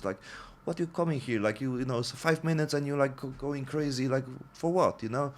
So, what I want to say, it's every story, like you said, to connect with the people when the people are able to basically speak, because what's the story? Rodan cry, say it's very hard for him because he also have the problem to make a weight, and the people laughing and say, because your wife give you too much food and that's why you get poo fat and people could be really rude to him, because of the situation, but he don't share because he was sick, but he don't want to share because he want to compete, and it show real emotion, show the real story, and they you see this is the human, this is, we are the same people, and the passing crazy problems what you don't know, and this I'm happy people start sharing, even on the after fight, Octagon interview, and it's like, wow, it's so meaningful. And they inspire like come to his family, they become friends, and they travel together. Like they Rodang invite him to his home. It's a beautiful story. Like people who are enemies on the octagon, they can be best friends. They can connect together, they can be nice to each other. And I think world need more of this one. And I think BJJ is closer to the part when we can be best friends and we can still compete. And we can also show sample for younger generation. It's can be like this. People can be kind, and they use martial arts as a way to express self, not about destroy. Fully agree. And they're really like express the ego. It's not necessary. No need to be like this. A couple of things come to mind where it was in the UFC, I think. It was in the UFC when Anderson Silva and Chael Sonnen fought. The build-up towards that fight was brutal. Who? Chael Sonnen and Anderson Silva. One of my favorite build-ups. There was Chael Sonnen is extremely good on the mic. Extremely good. And in that fight, Chael Sonnen was winning. And then towards the end, Anderson was able to lock in the triangle and finish the fight via submission, stoppage. And in the end, Anderson had a choice. He now has the last laugh, and he can choose to start talking back to Chael Sonnen or do something different, which he did. He said, "Hey, Chael, bro, let's come to my house. Let's have some barbecue, man."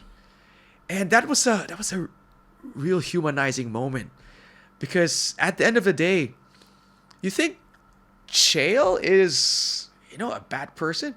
He wants to entertain people. At the end of the day, these two people trade punches for the fans. Yes. Which leads to the second thing which I want to say, because you've mentioned Rod Tang. I have huge respect for that guy because he's extremely popular because he competes MMA, he competes striking, and he would literally take punches on his chin. And why does he do that? Yeah, of course he can, but at the end of the day, he's there to put on a great show for people. He's doing it for the people. And that's a lot of respect. And yeah, I have so much respect for people in the fight game, because at the end of the day, they're doing it for us, the fans. Yeah. And the Rodang, like you said, he competed in MMA with the Mighty Mouse. Mighty Mouse. It was crazy. Beautiful fight. Yeah, very good fight. Beautiful fight. Very good fight. Oh my God! I watched this and like, okay, MMA, but he didn't tap. It's also show like he would not give up. He will not give up. Like it's like he goes sleep and you see like, yeah, beautiful moments, and I think it's for both of them, and the respect. This was like huge respect for both of them. You see like how they treat each other, how they respect each other, and it was amazing. It was beautiful. I really love the ONE FC about the like the kind of respect what they have to each other. It's beautiful, Then you realize like, because both know what it's mean to be on this position. Both work hard. There's no way someone was lazy, right? Someone don't work out and don't prepare self enough, Everyone prepare as much they can. With many problems, many issues, we don't know the story, you don't know what's happened. Francis Ngannou, right? Ngannou, yeah, sorry. His daughter died like 2 months. She was like 8 weeks or something like this. So basically, she was born, and after like 2 months, something like this, she died. And it was before fighting with Joshua, I think, right? How many people know about this one, right? Your kid die. How many people can even stand up after this one? How many people can fight after this one? And he showed up. And even like not many people know about this one. How many people know the Mike Tyson's daughter died on the treadmill when she was 3 or 4 years old? How many people know who you can be if something like this happened in your life? If you can still show, to go to the gym, work out, and be who you are right now, even after many years, even after being like, the super violent guy, crazy motherfucker, like you don't know people's stories, sometimes people use the martial arts to get out from the big demons in their life, and they use That this is to so true. survive, so I have respect for everyone who trying to find solution. Doesn't Have matter what you to do. have you heard of this saying, "Jiu-Jitsu saved my life"? Yes, I hear about this one. Yeah, the interesting thing that you got yourself back into jiu-jitsu, the more you involve yourself with people practicing the sport and you yourself doing it, you will realize it's very true. Mm-hmm. It's very true how much, maybe not just jiu-jitsu. No, definitely not just jiu-jitsu, but martial arts in general. It alleviates a lot of the things that we struggle with. I believe jiu-jitsu saved my life. I believe jiu-jitsu give me possibilities to live my passion, and if I say martial arts in general, no, I'm not afraid to say jiu-jitsu saved my life, because I'm really see the specific understanding. Even if you train martial arts in, for example, MMA, right, mixed martial arts, and if you train Muay Thai, it's different kind of understanding and like express self on many different levels. So I really wanna promote this as my giving back to the people and using my skills, which is marketing, ideas, promotion, and everything what is connect with the content creation, to help this information and the possibilities because it's accessible. You know what I mean? Like the jiu-jitsu, it's accessible. It's not something like you need to pay a lot of money. You can go even today. I thought like I need to pay. So I don't know. It's open mat for free. It's like, whoa, okay. I even didn't know about this one, right? So people should know. You can come and try it. Many gyms like just come like first class for free and everything, right? So it's accessible, and even for the monthly, on my gym is 1,500 baht per month. It's how many? It's $40, right? $40. Like people can handle this and can try it, and the value is so high, So I'm really. Like I know you're trying to say like, oh, in mixed martial arts general, but I really believe that jiu-jitsu is the form when you need to try it. Yes. And just make your own opinion. Like it's not about it's don't believe what we say, just go and try. 100%. 100%. And for a lot of people, after the first time that they've tried it, they realize, oh gosh, there's nothing like this. It's a lot. Obviously, it's physical, but it's a lot of problem solving. Mm-hmm. Yeah, it's more than just the body. It's body and the mind. Yeah, jiu-jitsu, like in general, like because I think many people afraid to like using like specific sport, like just trying to say things about okay, martial arts, okay, maybe Muay Thai and everything, but there's some sport have specific outcome and the possibilities and the things what you can learn, and I think that jiu-jitsu it's also build you up, and it makes possibilities to even on the safe way to explore this with younger people, for example with your kids, with your family member and everything on many different levels. So it's more wide open, and it's less risk about the injuries and everything, especially if you work out with a safe environment with the friends or someone who and everything. So the options to be like basically having fun, because it's basically like having fun. It's what you do when you're It's young, a game. when you're kid, right? When I go to Ponce to playground, right? I was the oldest one, of course. Like was coach was maybe just a little older than me, but basically I have kids there from 6 years old to like 14 years old, and I have basically fun with them, But the point is like they're also some better than me, but it was not about this one, I basically have fun, and I think that John St. Pierre said, George GSP. He talked about this one. I think people put self they forgot to having fun on this one.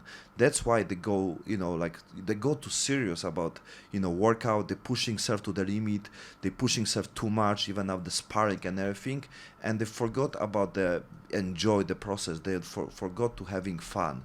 And I think many people are able to achieve much more if they really enjoy the process, not put self to the, like all in, all in, all in. But many people just go this all in, the state. And I also go all in the state. And I think it's also a lesson for me to having more fun of this one. I see some people on Ponce gym, they also get very serious about this one. And I see like there's no happiness. I respect them because they're very good.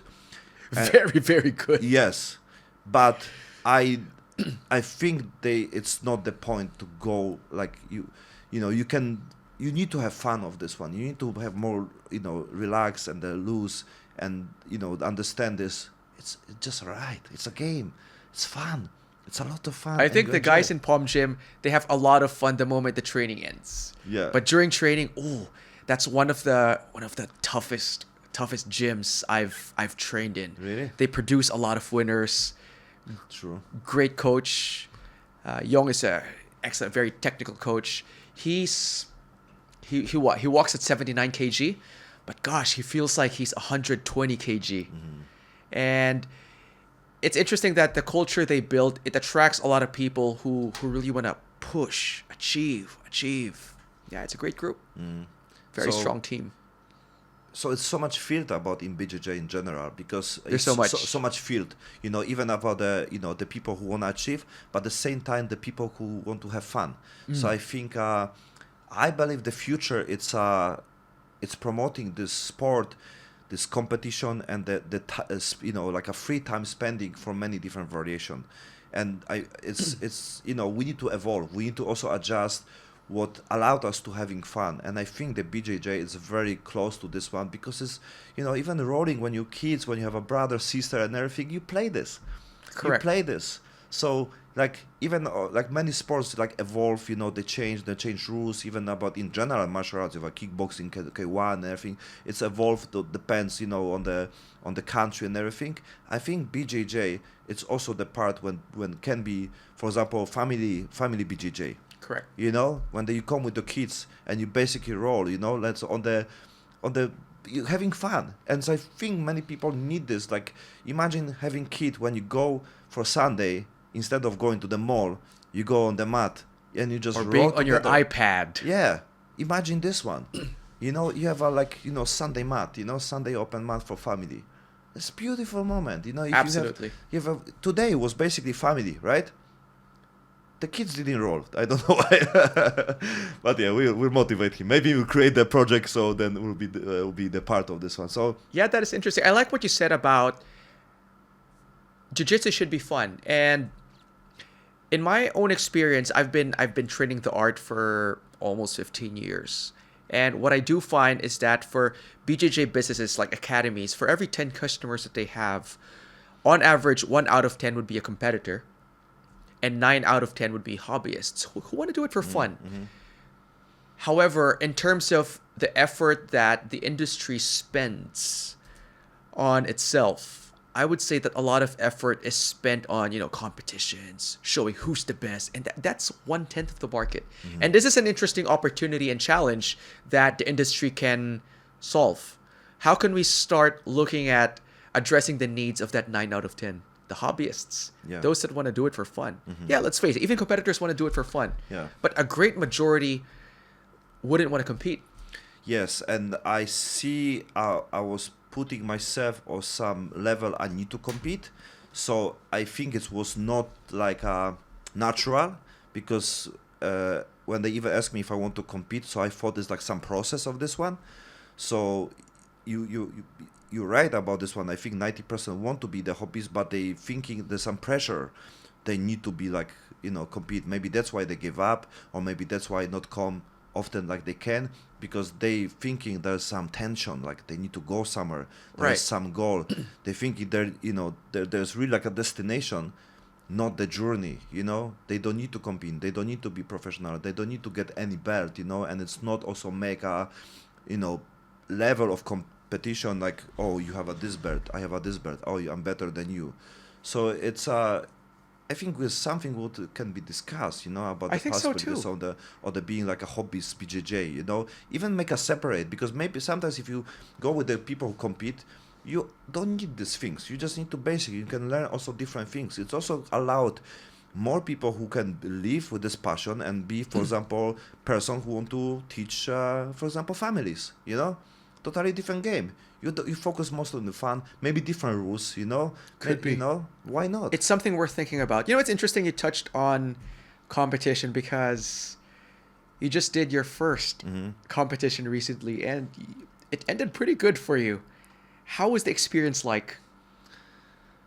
I mean, it was amazing, special, like, I also look on the different things because the time, if I do it for myself, I'm thinking like how big, what I can do with this, what I can do with this experience, what I can give to other people to present and show. Right. In the age of 39, right? I go to the gym, I work out maybe 5-6 times, right? And I go for competition, right? And how I can use my experience, even if I will be getting some medal or not, how I can use the experience to show others, to inspire others. So I am going there on not also only with my own experience, but I'm going there like with some value what I can do with this one. So I think going the 39 years old guy, right? And we see many people like become less and less active when it's come like 30, 35, 40, right? Correct. So they need to see it's never too late. And That's a good and one. competition, it's a place when it challenge you just to do something and you don't need to win anything. And for me, it was like a kind of like motivation to be active, right? Because I signed for something, I pay for something, so I need to go somewhere. So I'm trying to make like a trap for myself to make people like even talk about what I'm doing. So it's allowed me, like, I don't have choice. I need to do it, right? I say yes to this person, so I need to do it. So I think it's my concept when you need to do something, no matter what, you need to find a way. You need to find some people. You need to have some opportunities. And the BJJ, like I said, I stick to this one. BJJ is the best form for me, for what I experienced in my life, and I experienced something. The best way, like if you don't try it, and then you have your opinion. So I think it's my like a push for someone, like because I believe like many people need the push. Many people have too much information. Did you hear about the term called analysis paralysis? Yes. Yeah. Right? Many people have too much information about the gym, about CrossFit, about this workout, this one. So people like not do anything. Oh yeah, like there's so many in my school. There's this one, but I don't know. Yeah, you have too much information. You don't have anybody who just push you something. And what is lacking is the action. Yes, exactly. So sometimes if you don't do it by yourself, you need to find someone who can just push you. Just go. Just do it. No matter what, because you cannot understand the experience if you just don't go to this place. So I think many people should just go, and they go. And I think what happened is to show an example of competing at 39, almost 40 years old, and thankfully even winning gold. It's inspiring for people who are thinking, oh, am I late to start? Hey, guess what? That guy just competed when he's almost 40 and got gold. It can happen to you too. I like that. And I have a question. Is competition, another competition in the horizon for you? Basically, I say yes to you, right? Because I make trap. So if I say yes to you, I need to do it, right? So I don't see myself to like, if it's my goal, my passion, absolutely not. My passion is to inspire other people, and it's also make myself active in life. So the BJJ is the very close way for me right now. I'm my biggest struggle is to make my morning workout, because I'm able to basically have my routine and be active and be healthy on the way about my body. So I need to find a way to do it BJJ, because it makes me a lot of fun. Even in my condition, my stamina, my flexibility, and everything, it's give me everything what I need. So I just need to have a morning class. So my way is just to create morning class, or find the place, or create the place. Right. So that's my things. If I want to compete, I don't need to prove to anybody anything. I know who I am. I know what I'm able to do. I don't feel like I'm proud of this one, but I'm like to, if I found something, use everything possible to spread this, good message for everybody, Yeah, I think like so too. if you find the cure for the cancer, right? And I think is the BJJ, it's cure for the cancer, for many diseases, many problems in life, even for depression. I want to spread this message. If it's help one person, if one person go, great. I want to use, the possibilities using my skills on the social media, podcast, and everything to spread this message, because I was blessed to get the possibilities to, to meet the, playground people, and they give me a lot of love, being kind to me, be very helpful. So I want to give to others, because I think I get more than I expect, and I think it's worth to share, to spread the information to others. I think what I like about what you said is that competing in a tournament isn't the only way of, sharing a good example, of healthy lifestyle, of pushing beyond your limits. As you said, even just showing up in the gym every morning at our age, it's a strong message that we can tell the community. I like that a lot. And this also ties with the challenge. I was thinking a lot of the effort is put into the 1 out of 10 practitioners who are competitors, but what are we doing to the 9 out of 10? And it's an interesting thing to think about. We need to think about this 9. Yeah, you're right. Yeah, it's important, because these people have the same challenges like the one person who compete. This person who compete, it just find more self-ability, maybe more passion about this one. But the 9 is give the same things to them, They can have other work what they like, maybe, but everyone need health, Be healthy is the information, but other things, what I'm also believe, like sport, professional sport, it's not health. What we see even last information with the Mikey Musumeci, when he cut weight to 135 from 170, it's not healthy at all. The sport, professional sport, especially like we have a UFC, when people like losing 15 kilograms, it's crazy, and they later gain for the next day because, water, hydration and everything. It's crazy. It's not healthy. We have a people who are bodybuilding, people compete with even BJJ, like there's many people who use, testosterone, growth hormone, and it's nothing wrong with this one. The point is like, you need to have the information about this one, you need to have a knowledge how to use this, what is healthy, nothing wrong with these things what they use. The point is like Craig Jones, how you it's use transparent it, how you use it, and how many you use it, it's the same like how you use it. But people need to spread, and I'm really glad and I respect Craig Jones about this one, because we have a guy who Gordon, and who's basically, of course, he have a health problem issue and everything, but it must be safe, like people need to know what is problem. Everyone have the same problem. Like many people have injuries. I got many injuries basically, right? All the time I have something, right? So I also want to know how I can, continue my journey with the BJJ, be healthy, and they don't get injury and they be out for 1 month. I think everyone need the knowledge. So I think it's important, especially for BJJ, when it's no testing on the, professional level, to share the information so people be more aware, so people don't do stupid things when someone random guy on the gym tell them, oh, take this one, take this one, take this one. I say, yeah, bro, I'm strong, look at me, It's not the point. I think we need BJJ allowed people to talk about this one. So I think it would be great when people add the information, because allowed people to understand the lifestyle, the diet. You even make a cutting weight right now, so people it's great because you scale and everything.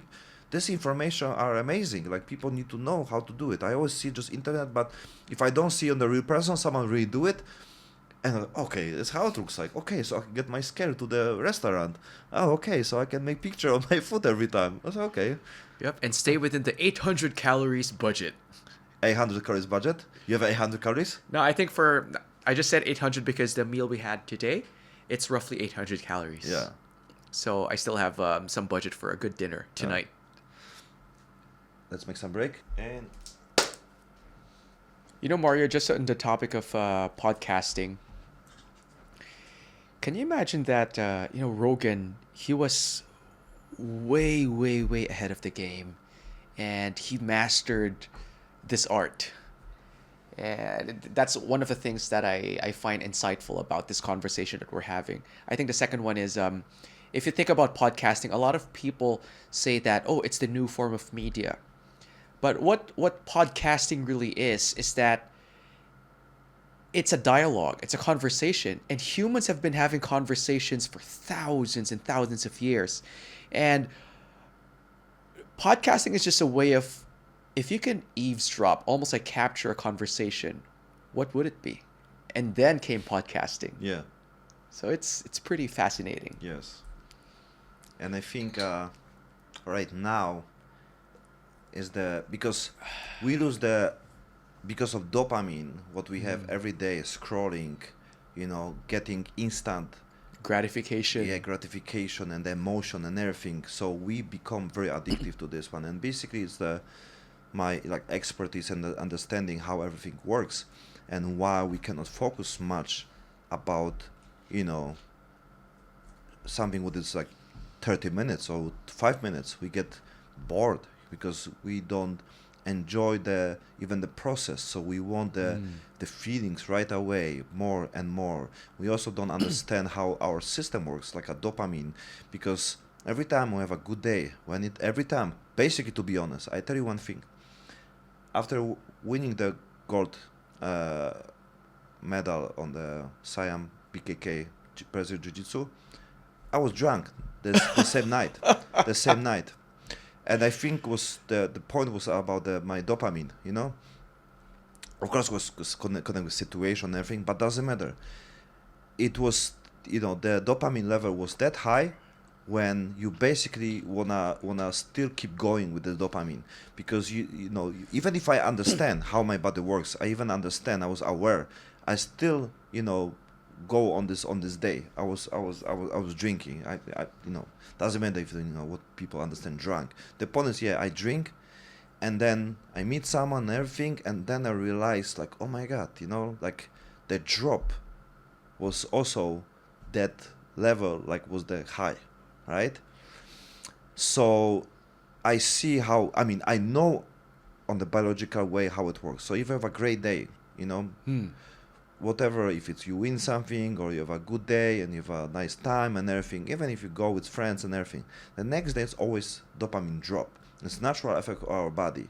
It means you feel automate, like on the level like somehow depressed, and you don't know why, because everything is fine. People say like, why I feel like this? Like we have the feeling, the feeling like something wrong, like what's nothing happened, some anxious, some anxiety, something like not who I am, what's going on. It's because of the dopamine reset. It's the natural step of our body For balance. for balance. Yeah, but people understand this, they thinking it's a depression, they thinking it's a stress, they think if it's something happened, so they try to connect this with some situation, some people, some problems, and they do it even worse. Me too. They try to get the dopamine boost even more. So they watching Netflix, they order junk food, they going for a drink, they watching porn, because they want to come back to the dopamine what they had the day before. Right. And that's the trap, because you don't need to do anything, just to wait when it's reset, so you can get natural state again. But what people do, they trying to escape from the feelings, and they get more dopamine. What's happened the next day, it's the bigger drop. So you basically you stimulate for the bigger problem after. There's the same. I told you about some my like experience on my research, and also my story connect with the porn industry, and it's also connect with the dopamine, because if you watch things what it's basically not real, Right. not exist on the real life, like a crazy group and everything, it's not exist, it's nothing like this, not exist. I mean exist, but it's not the look and how it looks on internet. So if you watch this one and later you have a beautiful person, your wife, your girlfriend, someone who you meet, and you have a sexual standard experience, this standard sexual experience don't give you even percentage experience what you have on the watching fake porn, because watching like 3-4 girls beautiful like this, crazy shape and everything what you never see, and then you have a normal person, very beautiful, natural normal person, and this person don't give you the amount of the dopamine because of the boost of what you get here. So that's why you stop enjoying normal things. That's why you stop enjoying going to the beach, watching views and everything. That's why even if you're scrolling phone and you're watching this one, the dopamines go like this. So later, if you must sit on the beach, gonna crash, and like it doesn't affect you anymore positively. Yeah, it's like, what? That's all. That's why you take phone, because you need to have the same boost dopamine. That is interesting. Yes, it's very interesting. Yeah, but winning the championship, the gold medal, in the final seconds of the match, I think you deserve that dopamine. Yeah, I deserve you earned it. Yeah, but the point is like, like I go to the next one. What's happened? It's the point. Like many people thinking like how they handle problems, right? The fails, but many people cannot handle winnings, and we have the sample on the sport as well. You look Conor McGregor, right? Become guy who's very sad to look at him, because it was my big sample about his philosophy, work ethic, and going to the level when he basically it doesn't matter if he compete, because I'm more care if the person will be okay, but it's hard to see the people like this who achieve so much, and it's not even about the sport, it's about the being perfect sample for people about what they do, how hard they work in life, what they share with other people, with the community, about about his visualization, about his understanding, about his process to go in the game, to being from zero to this level, and later to be like opposite than sample, right? Like someone who basically show it's like, oh, good, I don't do any sport because I will be like Conor McGregor, right? It's sad because he was really inspiration for so many people. And I know why, because the success is the same level to handle like the failures. That is interesting. The challenge of handling successes is also as heavy as managing setbacks. It's the same things. You pay the same price. That is interesting. You pay the same price. It's all about which direction you want to go, because you pay the price here and here. That's what you say about the passion. You need to pay the price. You pay the price. Yes. I mean, you talk about more about struggle, problem, and everything, but this is the price also. This is the struggle is the price for this, right? The things connect with the your motivation. Like many people after career of the sportman, they don't know what to do in life. Ooh, that happens a lot. Yes, that's why I see even the podcast like the Mighty Mouse do it and everything. It's his extension. Like BJJ is his extension. I'm so happy that Mighty Mouse has rediscovered Jiu-Jitsu after he said that, okay, MMA, we're going to take a stop here.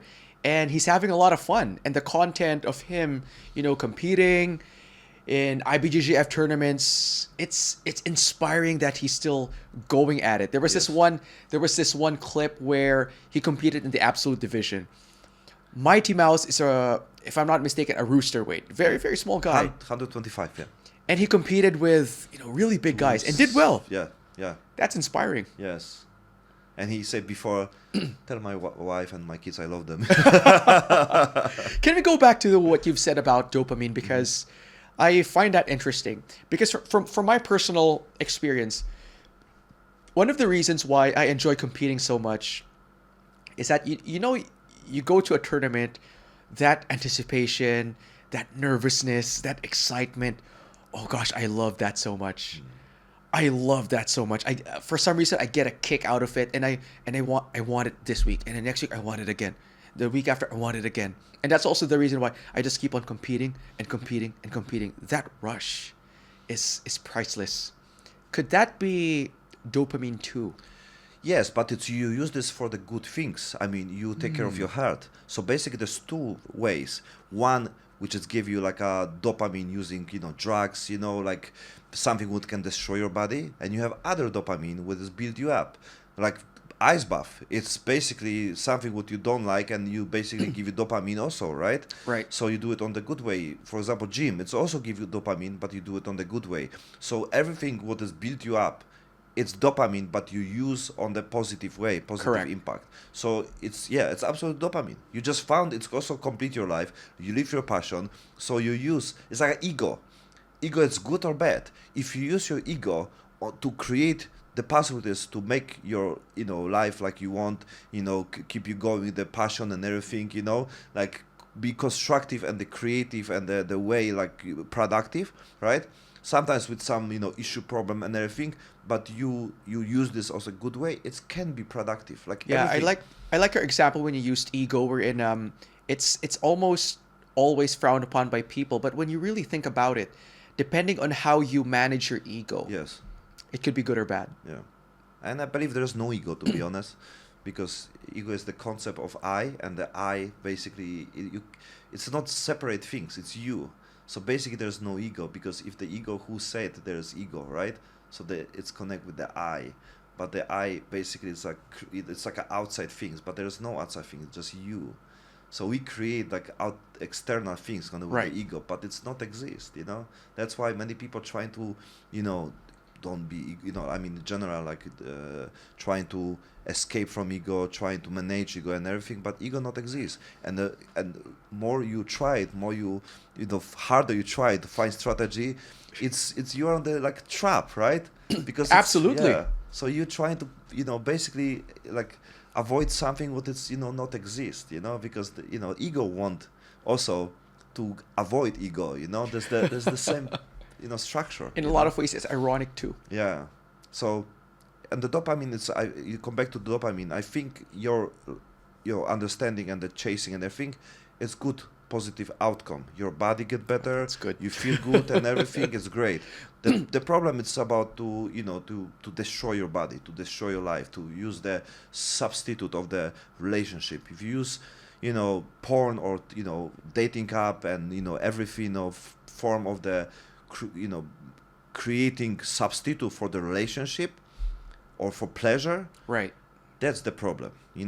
If you don't go for a date and then you talk with someone online, even AI or some OnlyFans girls, whatever, that's the problem, because you don't build anything like this. You build more connection on this world. You don't build the really suffer connect with the rejection.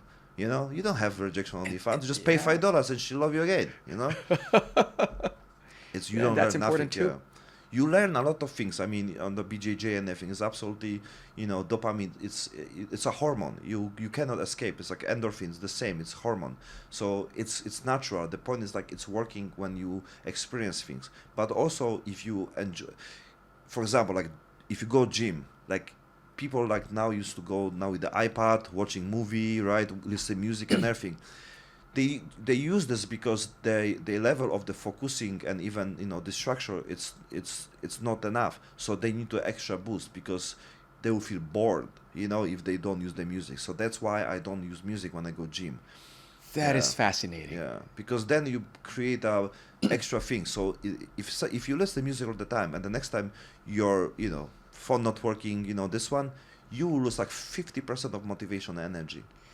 Now I wanna rethink the way I do cardio because I 99% of my cardio workouts I put my headphones on and I listen to podcasts and audiobooks. Yes.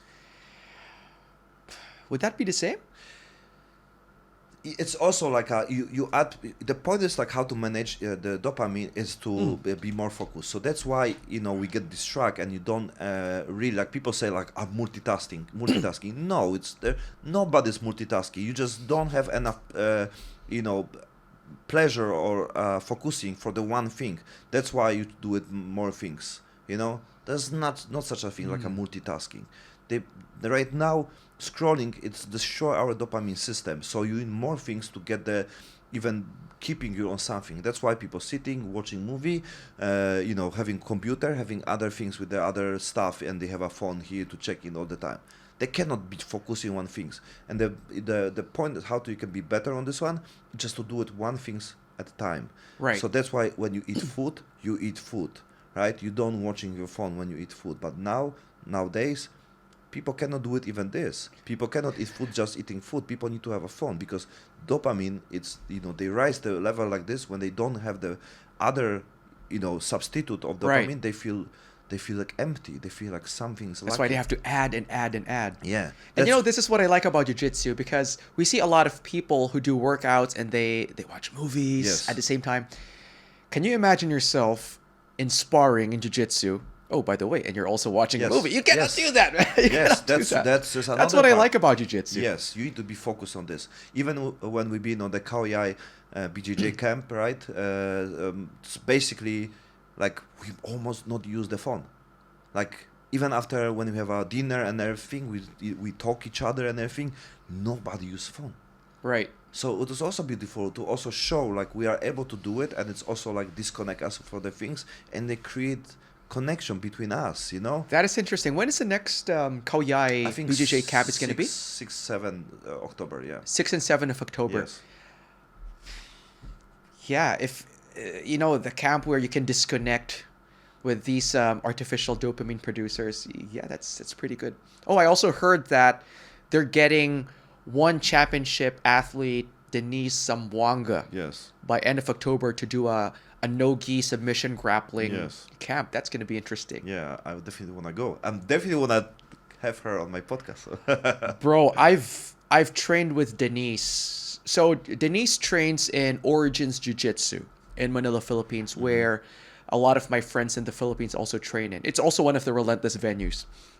She's for real. She holds a blue belt in Jiu-Jitsu, but if you ask me, she's more than a blue belt. Mm-hmm. Her takedown game is pretty up there. Her guard passing is pretty up there. You wouldn't want to have Denise on your back. She's going to finish you.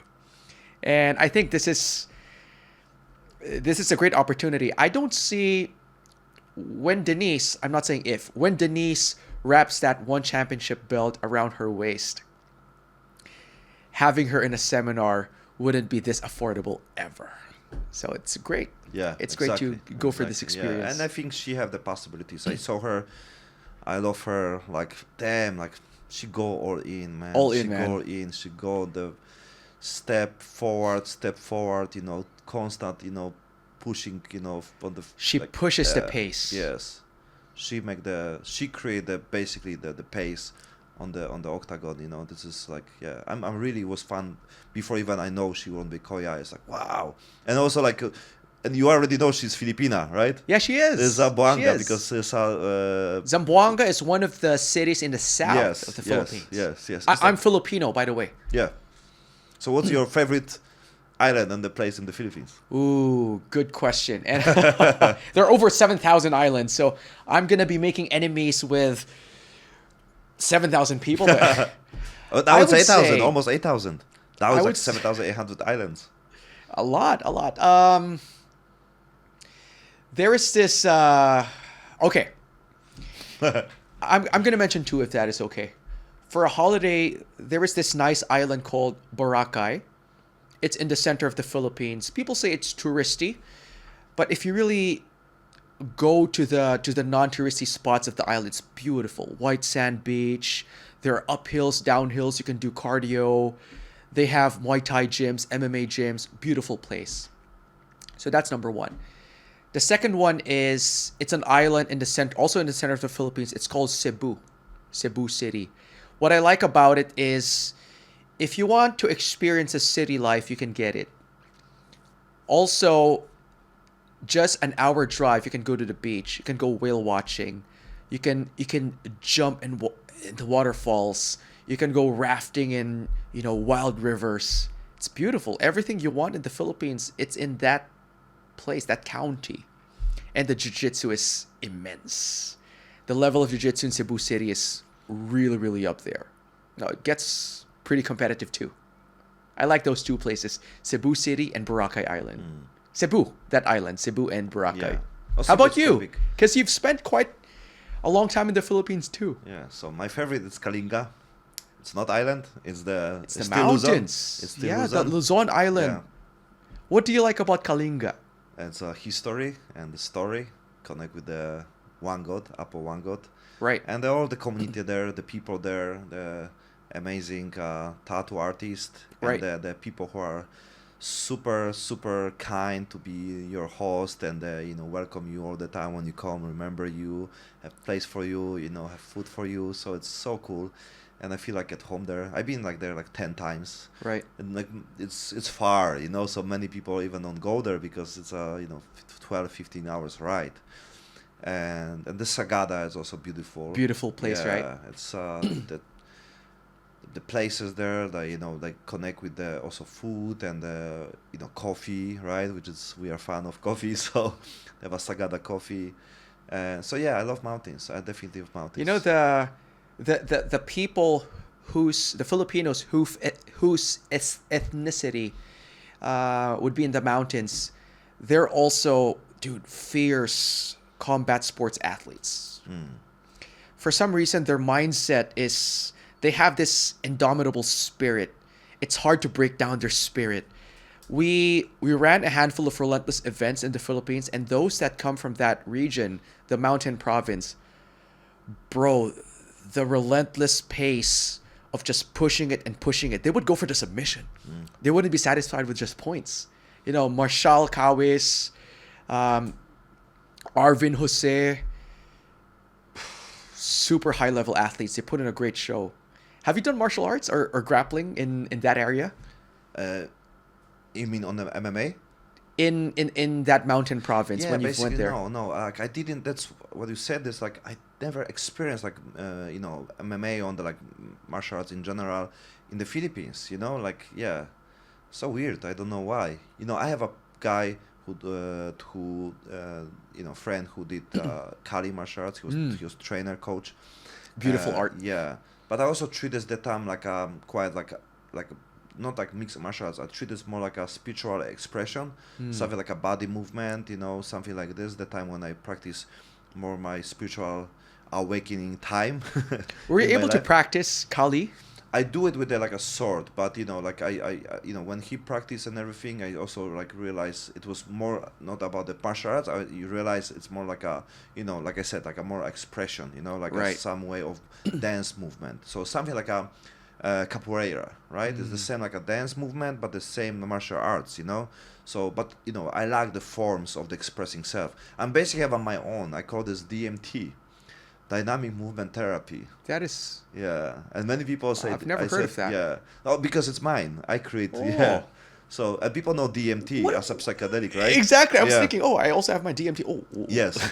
Yeah, So- could you describe to me what is this dynamic movement therapy? Yeah, so basically, I believe like the form of the expressing and the healing is expressing, basically, is the form of healing using the body, because I believe if you release the tension using your breath and using your body, you basically lose the tension of connect with your stress. Right. So any form to for dance without any rules, like a freestyle, it's allowed you to basically break up from the path when people thinking something must looks like this or looks like this. So one thing you Pattern breaks. yes, you understand there's no judge movement, like it's your body and it's expressed in the free form of expressing body. Right. And the second things, when you basically move your body, like your body become like like formless, because there's no rules about this one, right? So at the same time, it's funny because if it's become formless, it's become a dance. So I realize if you break up the understanding, it must be this way, this way, this way.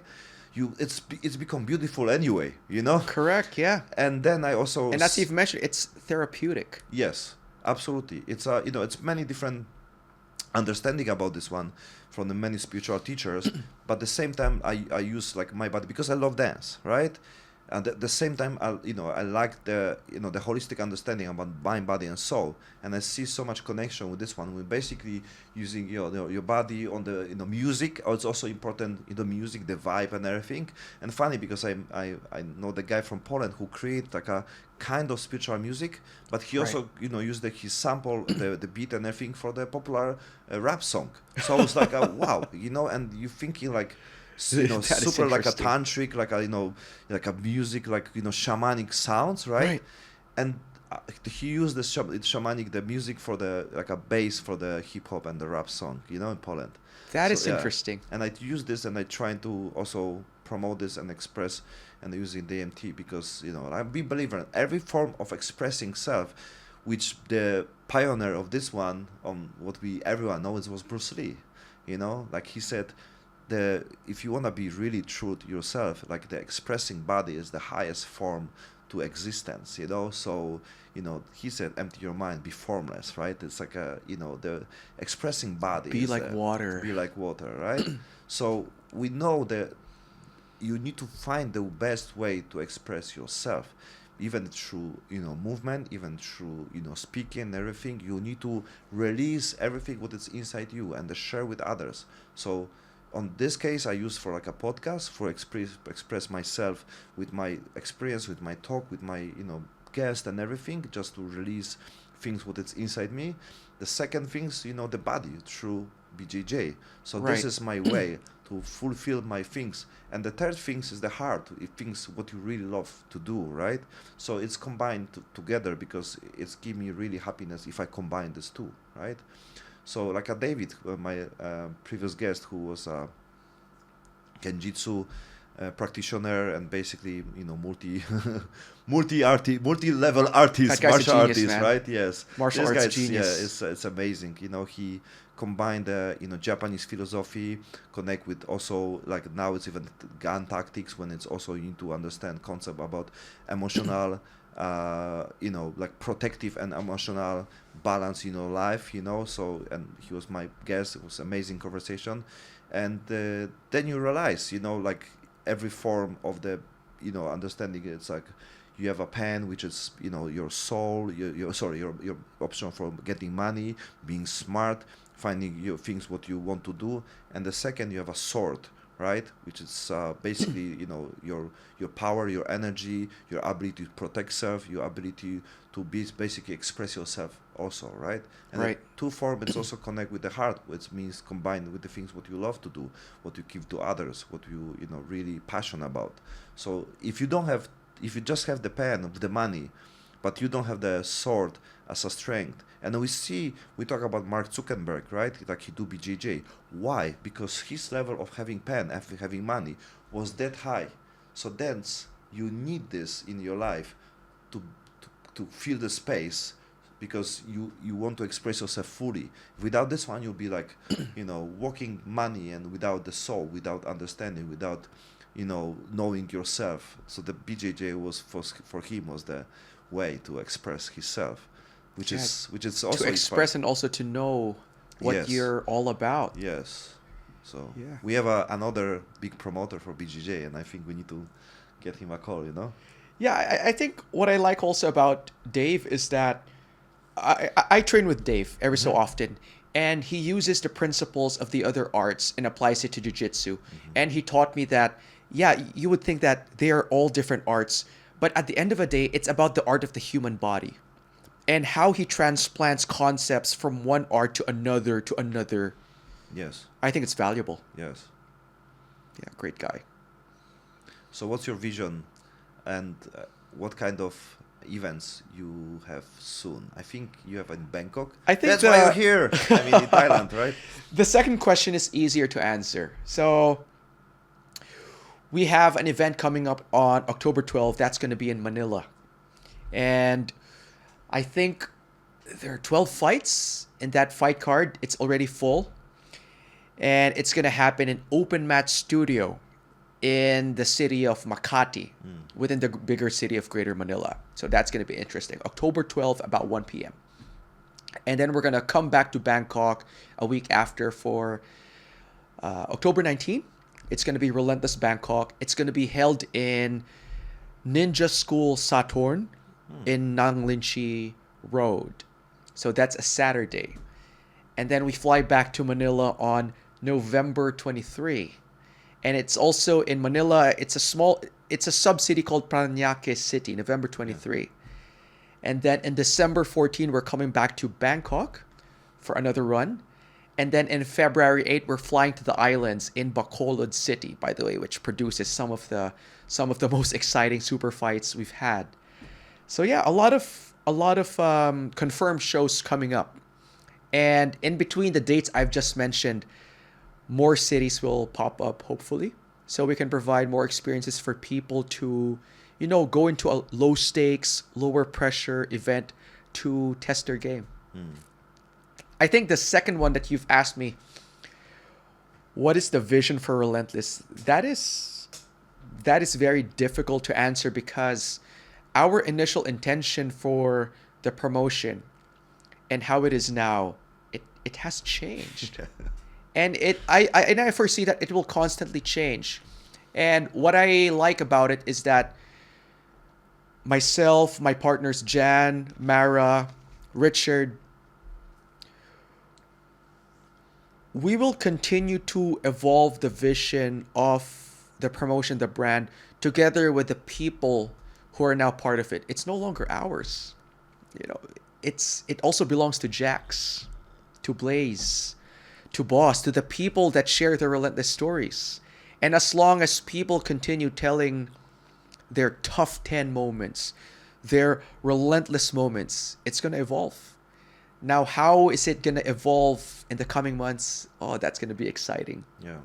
And I hope to chat with you more on how it changes. Yes. Hopefully for the better. That's what was concept, right? Like to talk again and to see what's the story, right? So we basically will be the sample, right? Right. For the idea, because like I really like super inspired about the way how you say about the people are the part of creation, right? The Correct. people are the part of the project. Without the people would be not relentless, right? And without the stories would be not the project what you made, right? 100%. Yeah. 100%. And myself, Jan, Mara, Richard, the content that we post on the IG account, the Facebook account, majority of it is about the athlete. And even more important is majority of it is about the athlete's story. Because then again, everybody's got a relentless story to tell. We just happen to be the platform to amplify it. And that gives us a lot of motivation. But you are the only one who make the interviews with them, or there's many people and just you put Well, position? the video content, I was the one doing the interviews. However, the photo content, the interviews in text, it's a team effort. It's a team effort of us, the founders and the co-founders. Yeah, so we work as a team. Yeah. And so what's your skills? Like what's your part of the be the part of the relentless, and also do things what you can create and be better on this. I'm not too sure about what are the specific skills that I have, that Jan has, that Mara has, that add to the brand. But I think what the five of us have in common is we're deeply passionate About BJJ? Jiu-Jitsu. Yeah, So we're all they are black there- belts. So okay. Oh, okay. I'm a black belt. Okay, Jan okay. is a black belt. That's the important. Mara is a part black of belt. this, yeah. Richard is a black. We're all black belts. Okay. So we know the sport. Yeah. What's work in progress, what we're all learning together is creating events. Because for those who have attended Relentless event, it's a small event. It's a community event. Yeah. If you ask me, are you good at mounting brilliant productions the way say ASJJF does it? No, we're not. We're not. And I think for the foreseeable future, we're going to continue on making it as organic as possible, as community based as possible. Now, we're going to learn. Yeah. We're going to learn. But I think, one thing in common, we're deeply passionate about making things happen. Yeah, that was important part, because I was thinking like, okay, someone made the content, you are the BJJ guy, so you go for events, you promote because you are a practitioner and everything. So it's amazing. Like you are all thank really you so deep much. practitioners, Yeah, thank you.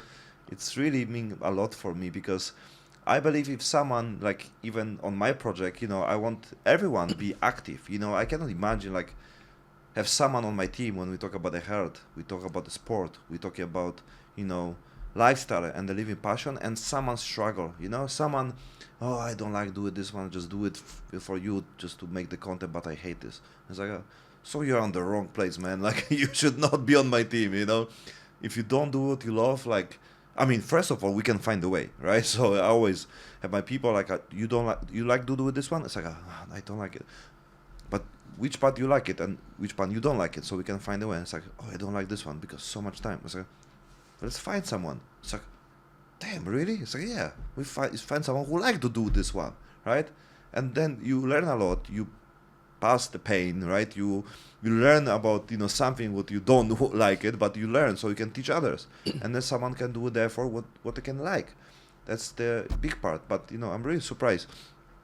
I mean, I'm not that surprised, but I'm really like positive, inspired by like everyone of you are like black belts, and like you really love this. So yeah, and when it comes to being fight promoters, all 5 of us were amateurs. We're amateurs, and for people to give us positive feedback, oh, you know what? Yeah, I know it's community based, it's amateurish, but we like it. That means a lot to us. But at the same time, it's like you said, the format, the idea, the concept has changed, and many people tell you, even the people who make Facebook, like many different top companies, they will never like the original form.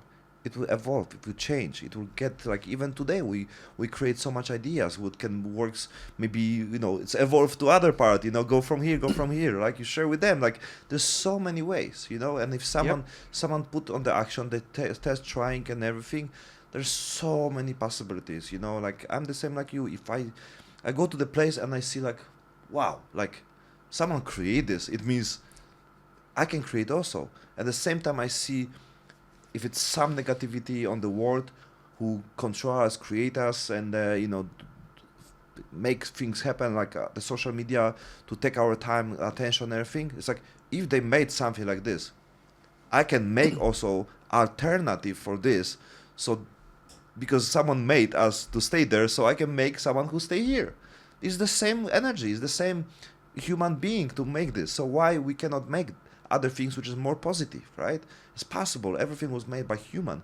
I'm the human also, so I can make this happen. And I big believer of this one, because many people think like, oh, it's how it looks like, it's how the world exists, we cannot change. No, you can change. You absolutely can change. The phones, the system, the all the things, the bullshit what we have, it's no need to be like this. If you want to fight of the better future, a better world, you can create positive impact to the people. And I believe on the having jiu-jitsu as a place replacement for fun. Imagine like this, if my goal would be the jiu-jitsu will be the way how people can get out from the addiction of the phone, dopamine, porn, and the special now that when we have a porn not on the porn hub, we have a porn on the social media. Now porn exists on the Instagram. It was never like this before. Before, when you want to watch something girl naked, you go to the porn site. Now you open, when you are 10 years old, you can open Instagram and you can see basically almost naked girls. So the dopamine level goes when you're a young age. And this is not healthy, because, you can have your time and everything, evening, watching some secretly and everything. But this one is only like part time. Not like you wake up, you are scrolling your phone and you see this bombarding you for 8-10 hours a day. That's, I understand, like my way to find the alternative, it's not only to creating something positive, but also get out from the negativity what we have on the world. So I wanna double underline on something that you've said about positive change and how it has impacted our promotion. Now, I think one of the things that me, Jan, Mara, Richard are pretty proud of with Relentless is that a lot of the positive changes that we are doing with the promotion isn't necessarily coming from the partners. A lot of it is coming from people who've been supporting us. Now, one of the guys I think about is his name is Professor Manny Jimenez. He's from the Philippines. He's the leader of the Checkmat Philippines Association. And I was on a call with him, and he said that, hey, Ponce, look, let's do Relentless in my academy in Checkmat Philippines. And I told him, hey, Manny, look, I'll be honest with you, man. It's a grassroots community project. Your facility is big and beautiful. And quite frankly, do we have the cash to be able to pay for rent in your place? We don't have it yet. And he said, Ponce, come on, don't think about it. Let's make it big, man. Yeah.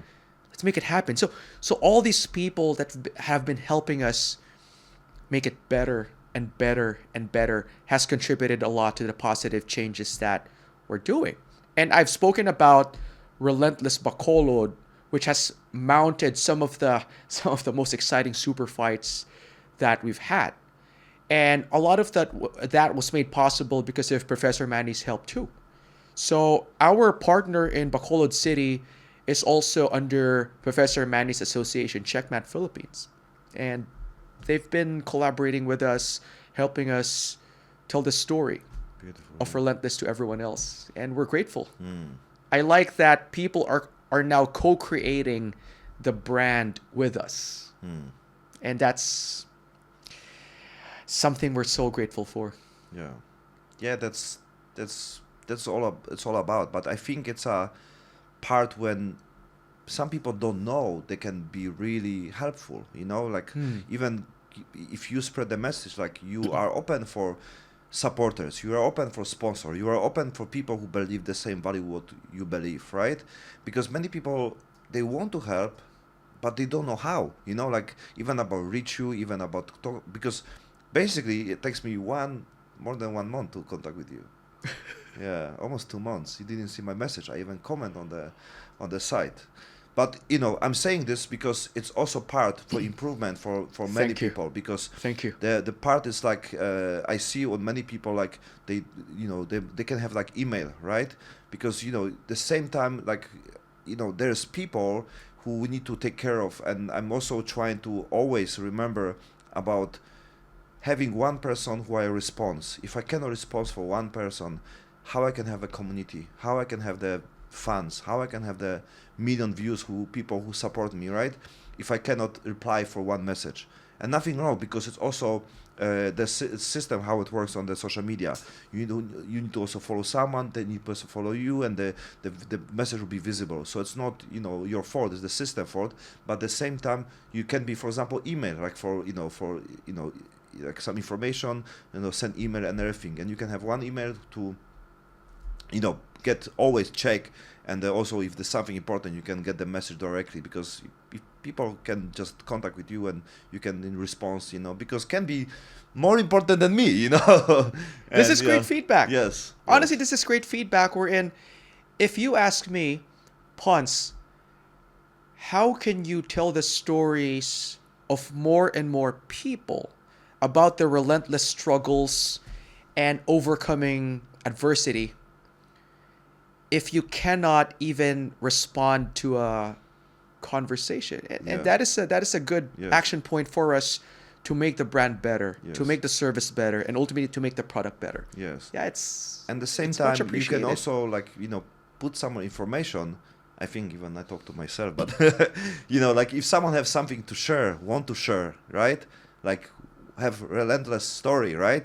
Like contact us. Let's talk about this, right? So we understand, like they can also be the part. They can also have something to share, you know, because many people, like, they don't know how, you know, they don't know. They need to. They don't know if it's okay or not okay, you know. They thought, I'm just small, you know, guy. What I can, you know, what I have to say, you know. Many people don't put self any value, whatever they do. There's many beautiful still, even on the playground. You have a kids, right? Like a 6-year-old kids, 5-year-old kids who are like amazing, who like, you know, like mini jacks, right? And this the story, right? So it's like, oh my God. Sometimes I also. I tell everyone, it's like, come to my podcast. I tell everyone from the BJJ, come to my podcast. So sometimes I need to find a way, or like do it more. So I need to be better. I need to bring more guests. So later there will be, you know, maybe I have no value. Maybe they're afraid. But there can be many different reasons. Some people shy. Some people think like, oh, what I must say. It's like, bro, like just talk. Just talk. You don't need to achieve anything. Just talk. You know. Many people thinking like even they're on some level, they think they're not enough for sure. It's like, what I must talk? No, not now, maybe soon, maybe later. It's like, yeah, but you know, this is, you know, everyone has story. Everyone. I mean, everyone talk with other people. So it's not about to have something interesting. Some people thinking like they need to be someone to start doing something. Many people thinking they need to know martial arts to start martial arts. Really, like no, I don't know how to boxing. I cannot go to boxing class. It's like that's why you go to boxing class, right? Like oh, I don't know how to sing. I cannot go karaoke. That's why you do it, especially in the Philippines. Like you. Yeah, once someone gets the mic, good luck in getting that mic back. Oh my God, But yeah, I think what you've mentioned about having more people tell their stories, it's very critical for our brand. To be honest, it's pretty daunting or scary, to come out in public and be authentic. So I admire the people who have agreed to share their stories with us, either in the form of interviews or even sharing their Relentless Tough 10, or even as simple as, we have this article, they choose gi or no gi. Do you want to pass or do you want to sweep? These kinds of things. Because you show to the world your human self. Yeah. And it's not easy. So those athletes that have been so generous with us to share their insights, their thoughts, and who they are, we value that a lot. Yeah. I like to looking on some project and give the feedback, but with a good intention. Like for me, it's absolutely improvement, because sometimes it's small things. It's like, oh my God, I forgot about this one. It's like I have many people like small things, because even on my side, I don't do it many things on my side, but I know I see on other people, and many people have the skill, right? They don't see problem on themselves, but they see the problem on others, So I'm trying to use this, still building me up, because that's why I have my people who produce everything on my content, so I don't watch this. I don't watch my content, what my people produce. I know it's not that good, but I also allowed me to focusing and not judge them, just to keep going. And they also, it's mostly about me, because we need to be honest with ourselves. We need to be honest, what we want, what we like, and what is our strength and the weakness, right? Right. Many people try and tell people they're great with everything, and they're afraid to say, oh, I don't know how to do this one. People are afraid to say something it's something, because sometimes it's obvious. Somebody said, oh, this one, this position, and I think, yeah, I know. It's they right, but they don't say, right? They're shy to say so everyone trying to say, yeah, especially on the school, right? Yes, we know. And it's happened many times. Yeah, that's interesting, because at least us, the partners, Professor Jan, Professor Mara, Professor Richard, I think what I like a lot about this group is we never punish people for giving us free information. And feedback and criticism is free information. It can hurt. Yeah. But guess what? Some people pay consultants, doctors, to tell them things that hurt. Yeah. We get it for free. Yeah. To be better. So I like that spirit within at least the co-founders of Relentless. It's pretty healthy. Yeah. Do you think it's this vibe what you have between each other because of the BJJ? Do you think if the project would be making business between you without BJJ, and the experience what you got from BJJ looks different? I think BJJ helped a lot, in the sense that the feedback that you get from Jiu-Jitsu is very honest. I'll give you an example. Today I was working out in the gym, and I was doing submission escapes from the back, submission defense survival. And you saw me, I got tapped out over and over and over again. Now, that's feedback. I can either use that feedback to make myself better, or I can use that feedback otherwise. And this is something that Jiu-Jitsu teaches us, because I think most of the time we just have to use this feedback to make ourselves better. Jiu-Jitsu forces us to use feedback to make us better, because, bro, if you refuse to tap, you're gonna be sleeping next to your training partner. Did you sleep? No. Never? Thankfully, no. I tap pretty fast. Okay. And I do tap to white belts. But in your life, have you ever slept? Ooh, quite a number. Yeah? I'm gonna tell you this interesting story. So, the coach of Palm Gym, his name is Professor Yong. Why you call professor? Because of the black belt? Or Yeah. Okay. Yeah, so Professor Yong has this cross-face control, which is hard to describe, but just the cross-face, I can breathe. But for some reason, I'm getting lightheaded, and there was one training session where I was just looking upstairs, and he just stopped and said, Ponce, are you okay? I was like, oh yeah, I'm fine.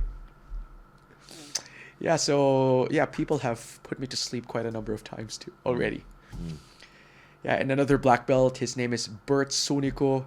I think he has put me to sleep thrice in my life. Great guy, by the way. He's one of my training partners when I was still living in the Philippines. Yeah, but it's pretty safe.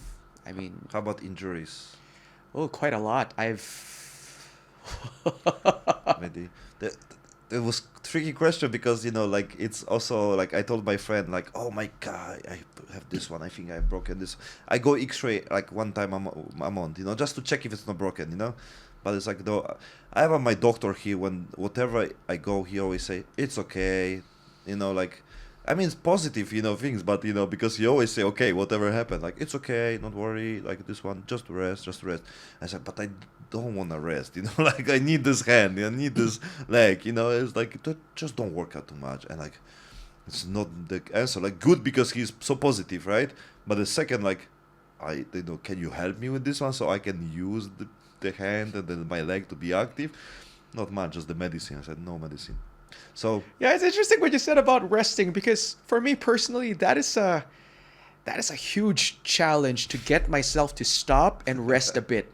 One of my I arrived in Thailand from Switzerland a week ago, and 3 hours after the plane touched on Bangkok soil, 3 hours after, I was in the gym sparring. And one of my training partners, her name is Sango Ikeme, also a Relentless athlete. She was the top female in the last season. She told me, Ponce, come on, you gotta rest. What the hell are you doing? You're jet lagged. What time is it now in Switzerland? You should be resting. Yeah, that is a huge challenge for me, forcing myself to rest. So come back to your injuries. Ooh, I've had a lot. I've had surgeries on my knee, my foot, and my shoulder. So those body parts have been injured. But what I did find is that as I moved closer and closer to black belt, I got injured much, much less. Okay. I think it's a combination of me understanding the human body more. Number one. Number two, it's about me managing my ego better.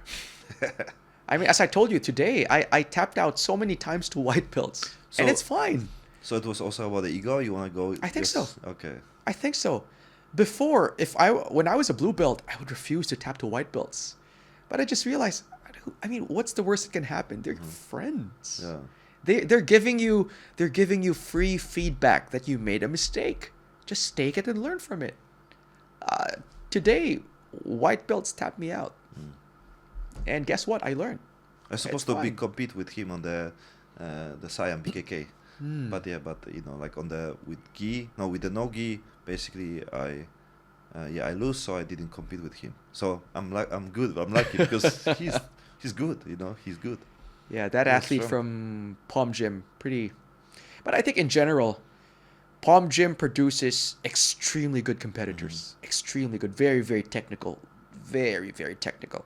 And I think the culture that Young has in that gym, where he really pushes people to try competition, because you learn a lot about the game and competition, because the feedback is real time. It's full resistance. No one's going to give you an inch. And if you made a mistake in competition, it's a real mistake. Yeah. It's not because your training partner just wants to take it easy on you. Yeah. And I like that culture. I like the culture also. I also see like more possibilities when you spar. You basically spar, and it's like your effect. You just tap. Because you see the sparring today on the Muay Thai, right, or the boxing what they had. oh my God, Pretty like, tough. super tough. I really like. I understand there's different kind of school. Like trying to make prepare for something, whatever. But I think the risk is too high. That's why I see, more user friendly the BJJ, more family friendly, more health friendly, and you can still go all in. You can still be like really go all in, and the possibility is you get really someone hurt, especially like when you punching is like punching again, again, again. This one just tap. You just need to learn how to tap. That's my mistake also.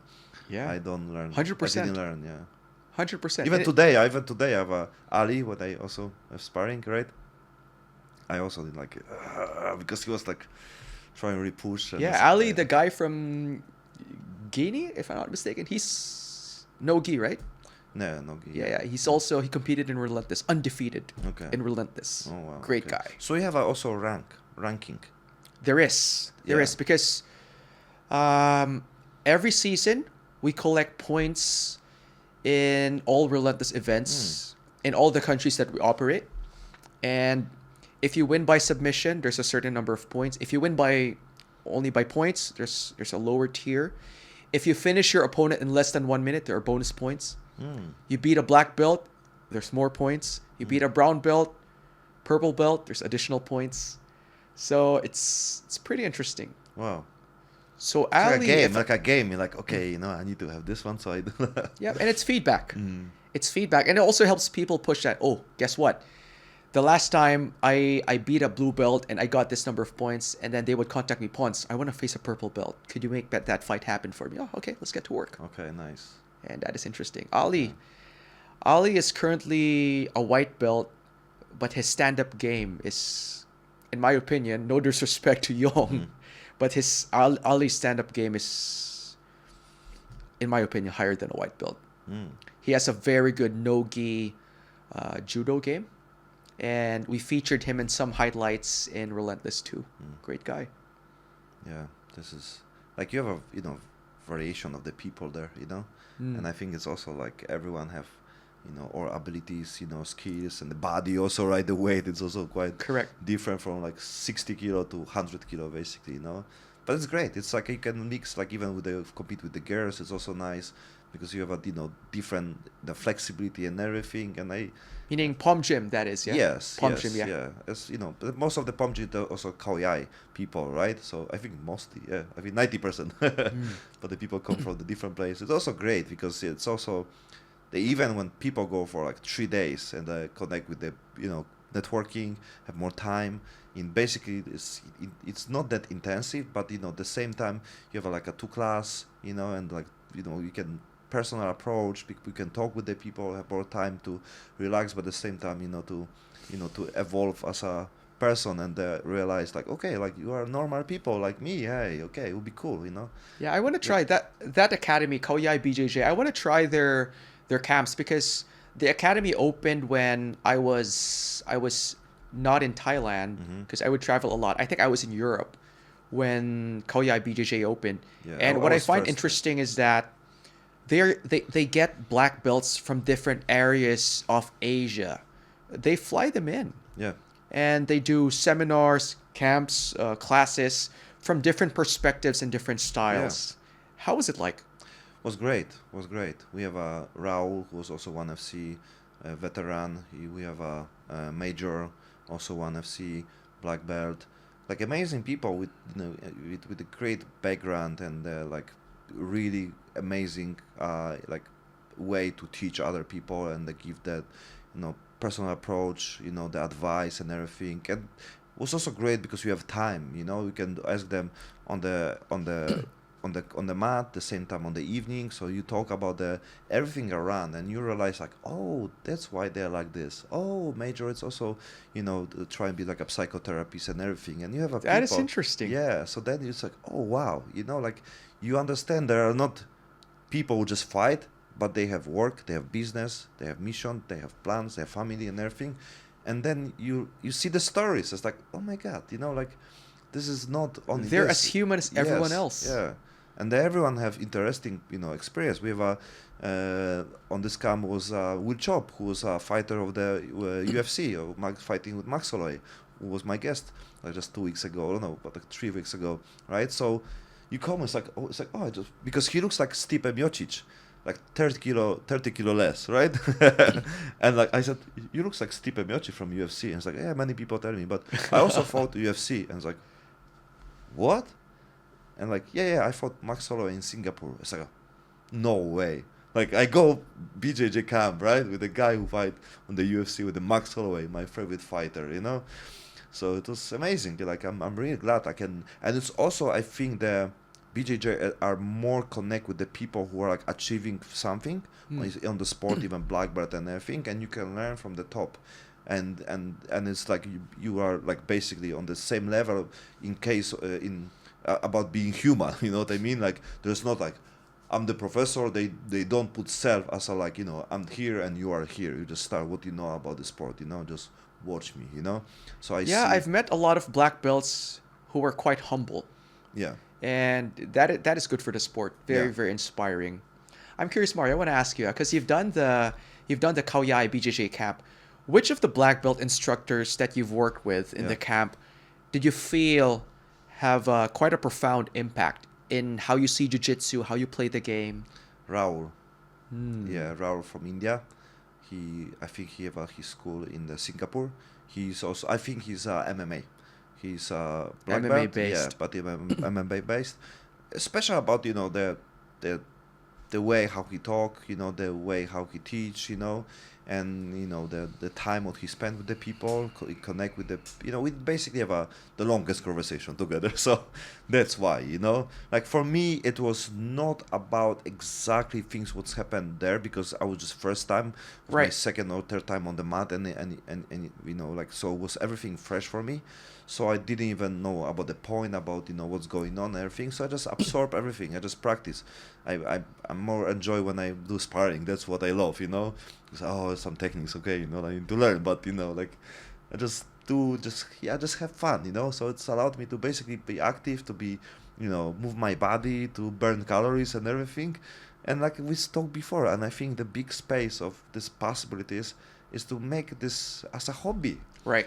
And I really like, even now I'm thinking about this one, you know, and like, damn, like I will enjoy this, you know, just to treat this like a, you know, like time, you know, like a healthy way to spending time, you know, without That is good. any serious, you know, results, you know, competition, learn something important. Like we don't need to put, I mean, the one who need, you can, right? But there's maybe people who don't need to focus on this. Like every time I try to like improve, but basically I don't have time for this, because maybe it's not my passion to compete, to be on the level. So even if I come back and I think, I need to practice more, learn more this one, but I don't have the I don't know, motivation to watch more about technique and everything. So I thought it to be more time when I spend now watching, you know, how to do this one, but it's not. So maybe that's why I'm really interested about the idea, connect with the family and as a hobby, you know, because maybe many people just want to have time when they don't have much time, and they need to go for the mat for 2-3 times a week just to, and you know, just to be more active, be more healthy, and at the same time, you know, creating time with friends and maybe with the family and everything, right? Right.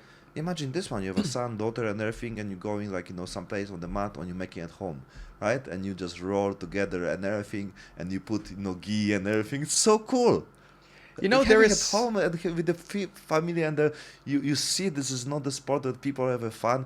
I think it was never present this way. I never see it was only people who are like having like someone on the family BJJ, right? They like maybe have some family who also do it, you know, they start also compete and everything, but having just for fun, you know, put mattress and they're putting ghee and they're like, you know, make the whole ritual. It's super amazing. You feel like, you know, Yeah. like a karate kid, right?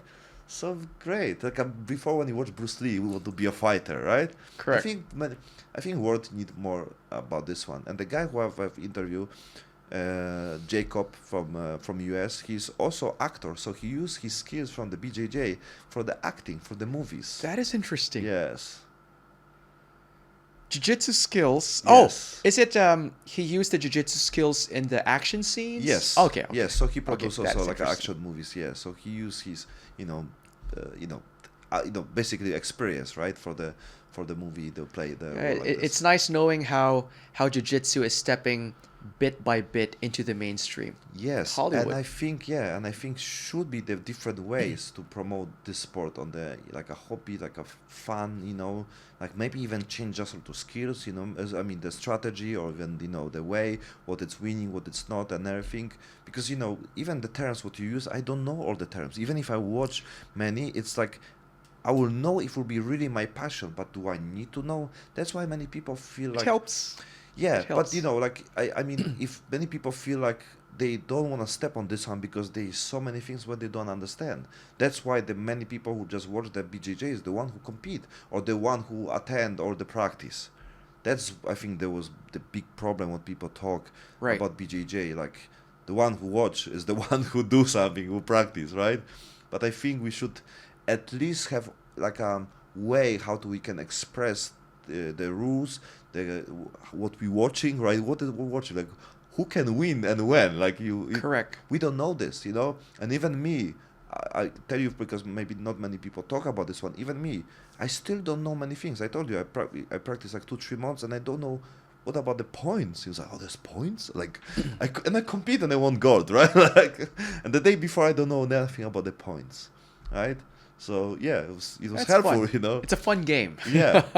But I think, I think I mean, maybe me also, but because I see a lot of field on this one to show people BJJ as a fun, as a game when you can basically enjoy sport, as a hobby, as a fun, and you basically don't need to go to like have a teacher, coach, and everything. It's important. It's helpful. It will be go to this direction, but it's not necessary on the beginning. You can basically have the some YouTube videos, see like who can play it because it's fun. It's you do this when you're young. I repeat this again. We did this. I did this with my sisters. We did this with some friends. We have some fighting. Put the hand. Had this one right. Like I remember when I do this with my friends and everything. Take the like now I see it's useless basically on the BJJ. You do it other way. So it's how it's supposed to be. After 20 years. After 39 years, I realized how it's supposed to be, do the Kimura, That's interesting. And what you said about making it fun, again, it goes back to our challenge. On average, 1 out of 10 practitioners do competitions. The challenge is, what are we going to do with the 9 out of 10 who are there, for fun, as hobbyists? And that is an interesting opportunity. Yeah. You see, I even say wrong. It's not Kimura, it's guillotine, see? My favorite position of the Dustin Poirier. There's people like this also promote this, You say, some fun part when he loved the guillotine, when he fight with the Dennis, I forgot his last name, but the French guy, and he tried again. It's like, yeah, guillotine. Yeah, so the What I UFC like have a lot- about you were talking about the terms, language, and Yeah. vocabulary. Jiu-Jitsu in itself is a language on its own. And I travel around the world to train, to compete. And one of the things I like about it is, like, take Switzerland, for example. In Switzerland, I train in an academy called Swiss Bushido Academy. It's in Vevey, Switzerland, in the south, close to the border of France. And any given day, you would probably hear so many languages being spoken on the mat. French is the obvious one, and you hear German, Italian, Spanish, Portuguese, English, obviously. And I speak Espanol to the guys to respond to me in Portuguese, and we understand each other. And I think what is even more beautiful is that even if we don't understand each other, when we start to slap, bump our fists, Yeah. we know what's going on. Yeah, It's this a is language. beautiful. And it I connects love people. I love this body language. I mean, the high five and everything, the fist. It's like I fucking love it. Like this, and even the process after in playground. I don't know which where in other have the same like some ritual. Like how you call this like on the knee and you like respect whatever, right? It's like I love like all the things around, Yeah, even man. high five, hug and everything. I love it. It's 100%. great Jiu-Jitsu is a connection. language that connects people. Yeah, Jiu-Jitsu is a language that connects people. I really believe that. yeah, absolutely. So what's your message? We start from the message and we finish with the message. Because like I think what we created today before even podcast is the dialogue, is the connection, is the understanding through conversation, through stories, you can change everything and can create anything. And I believe when two people sit and they're talking open about things what they passionate about is about the problems, struggle, sometimes very not comfy, connect with the suicide, connect with the depression, connect with the you know family drama, problems what they face. It's something beautiful happen because then we understand we are the same, we are more humans without the mask, and then we can create understanding and the problem solving for us, for other people as well. So I think the BJJ is definitely the way to connect people. This is one of the 100%. millions ways, absolutely. But it's who we are right now. It's us. So I think we found the most connect way through our passion, and everyone should find something like this. I don't want to put like everyone should find it. I don't believe like without any passion you are nobody. Like I believe everyone have a value no matter what you do, because we can have a Grab driver who delivers us food, and basically this most beautiful person smiling, taking care of all the family, and I will never judge anybody because it doesn't matter what you do. There's many people who have the passion, looks like have a passion, they compete and everything, and they are full of shit. And there's many people who just taking of the family, being a Grab driver, like I say, and they're lovely people. They're super kind. They're helpful. They work every day without blinking eye. And you have a people who are depressed, but they are black belts. They have depressed and they are champion. And they struggle the daily life with this person never struggle. That's why I believe the connection between the two people is very important. That's why I think the BJJ is basically two people on the front each other, with the respect. At the same time, they wanna destroy each other, like you said. Someone wins, someone lose, but on the safe environment, safe space, they can do it again. And Absolutely. now you win, and that's how I think it's the beauty of this one, to growing. Today you get smashed, but later you're growing and you see your development. Absolutely. And I like what you said about, the importance of dialogue, communication, and telling stories between people.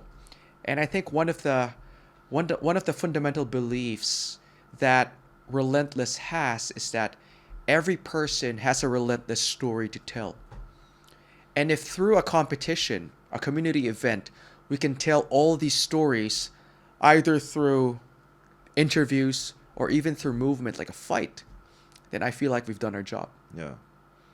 I hope this also platform like this will help you and all the people and the future people who will be the new part of the next stage of the Relentless. Yep.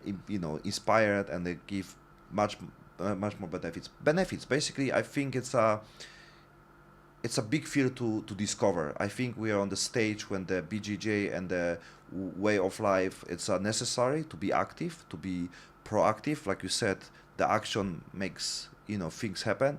So through your project and your people, basically your friends, your best friends, or the who are coming to you, and I think it's you discover, like you found like a hack in your life to meeting people, and through your passion to the BJJ, you allowed yourself to basically live your passion. Are you happy? And it's your passion? So far I am. I hope, things change. Yeah. But I hope if there's something that wouldn't change and will remain the same, it's how myself and the partners of Relentless, how much we feel happy about how it has turned out to be so far. And we believe that, people around the community will continue to co-create Relentless into something even different and different and different. And that is exciting. Yeah. The co-creation was also one of my favorite word, co-creation, because it's about the people. You co-create things. I'm also a big believer. Absolutely. 1 + 1, it's not 2. 1 + 1, it's 585. 100%. Because it's two people not create the just extra one. They create basically more ideas, more concept. It's multiply. It's basically 100 times multiply. It's like karma. What you give, it's come back to you like multi times. But the point is like not only the way how we think, it's come back to our life in a different way. If you give someone time, it can come back from the different things in your life, even though you don't know. Sometimes there's traffic when you're in Manila, sometimes, good people come to you. Sometimes, nice smile face on the coffee shop where you are. There's so many ways, like you basically give, your life giving you back, So I hope I know, your project and hope. I don't hope because it's about the action, if you do things, you don't need hope because the hope is like a luck, right? It's like, oh, I hope. It's like, no, it's natural consequence. If you do things, it will grow, it will be better, if we go to direction what you don't expect, because the goal is the same, just to do the things. And the outcome will be like natural consequences of the doing things, right? 100%. Yeah. Your favorite word also? 100%? Could be more. What's your three?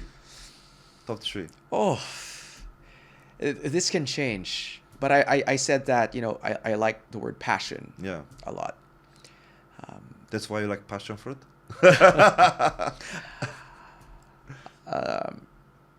It's two words. I'm a big fan of hard work. Mm-hmm. I'm a big fan of hard work. In Jiu-Jitsu, I was never the most talented guy. But I think if you ask my friends, if there's one thing that they could probably describe me in the academy, it's a lot of hard work.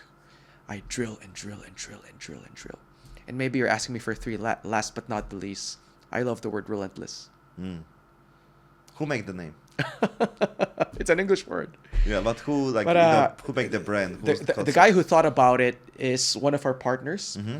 He is Professor Jan Cortez. He's a black belt of Origins Jiu-Jitsu in the Philippines.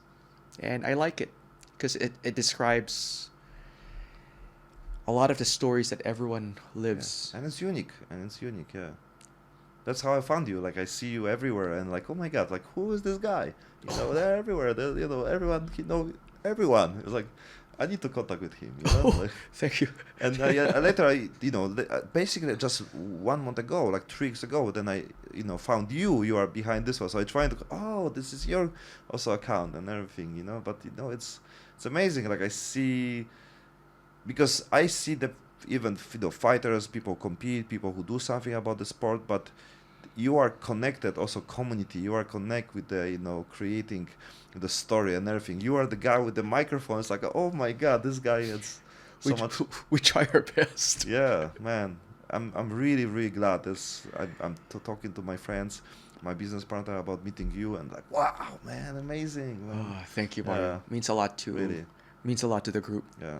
Good luck, brother. Thanks, buddy. Take care. And good luck. Thank you. Thank you, everyone. Keep in touch.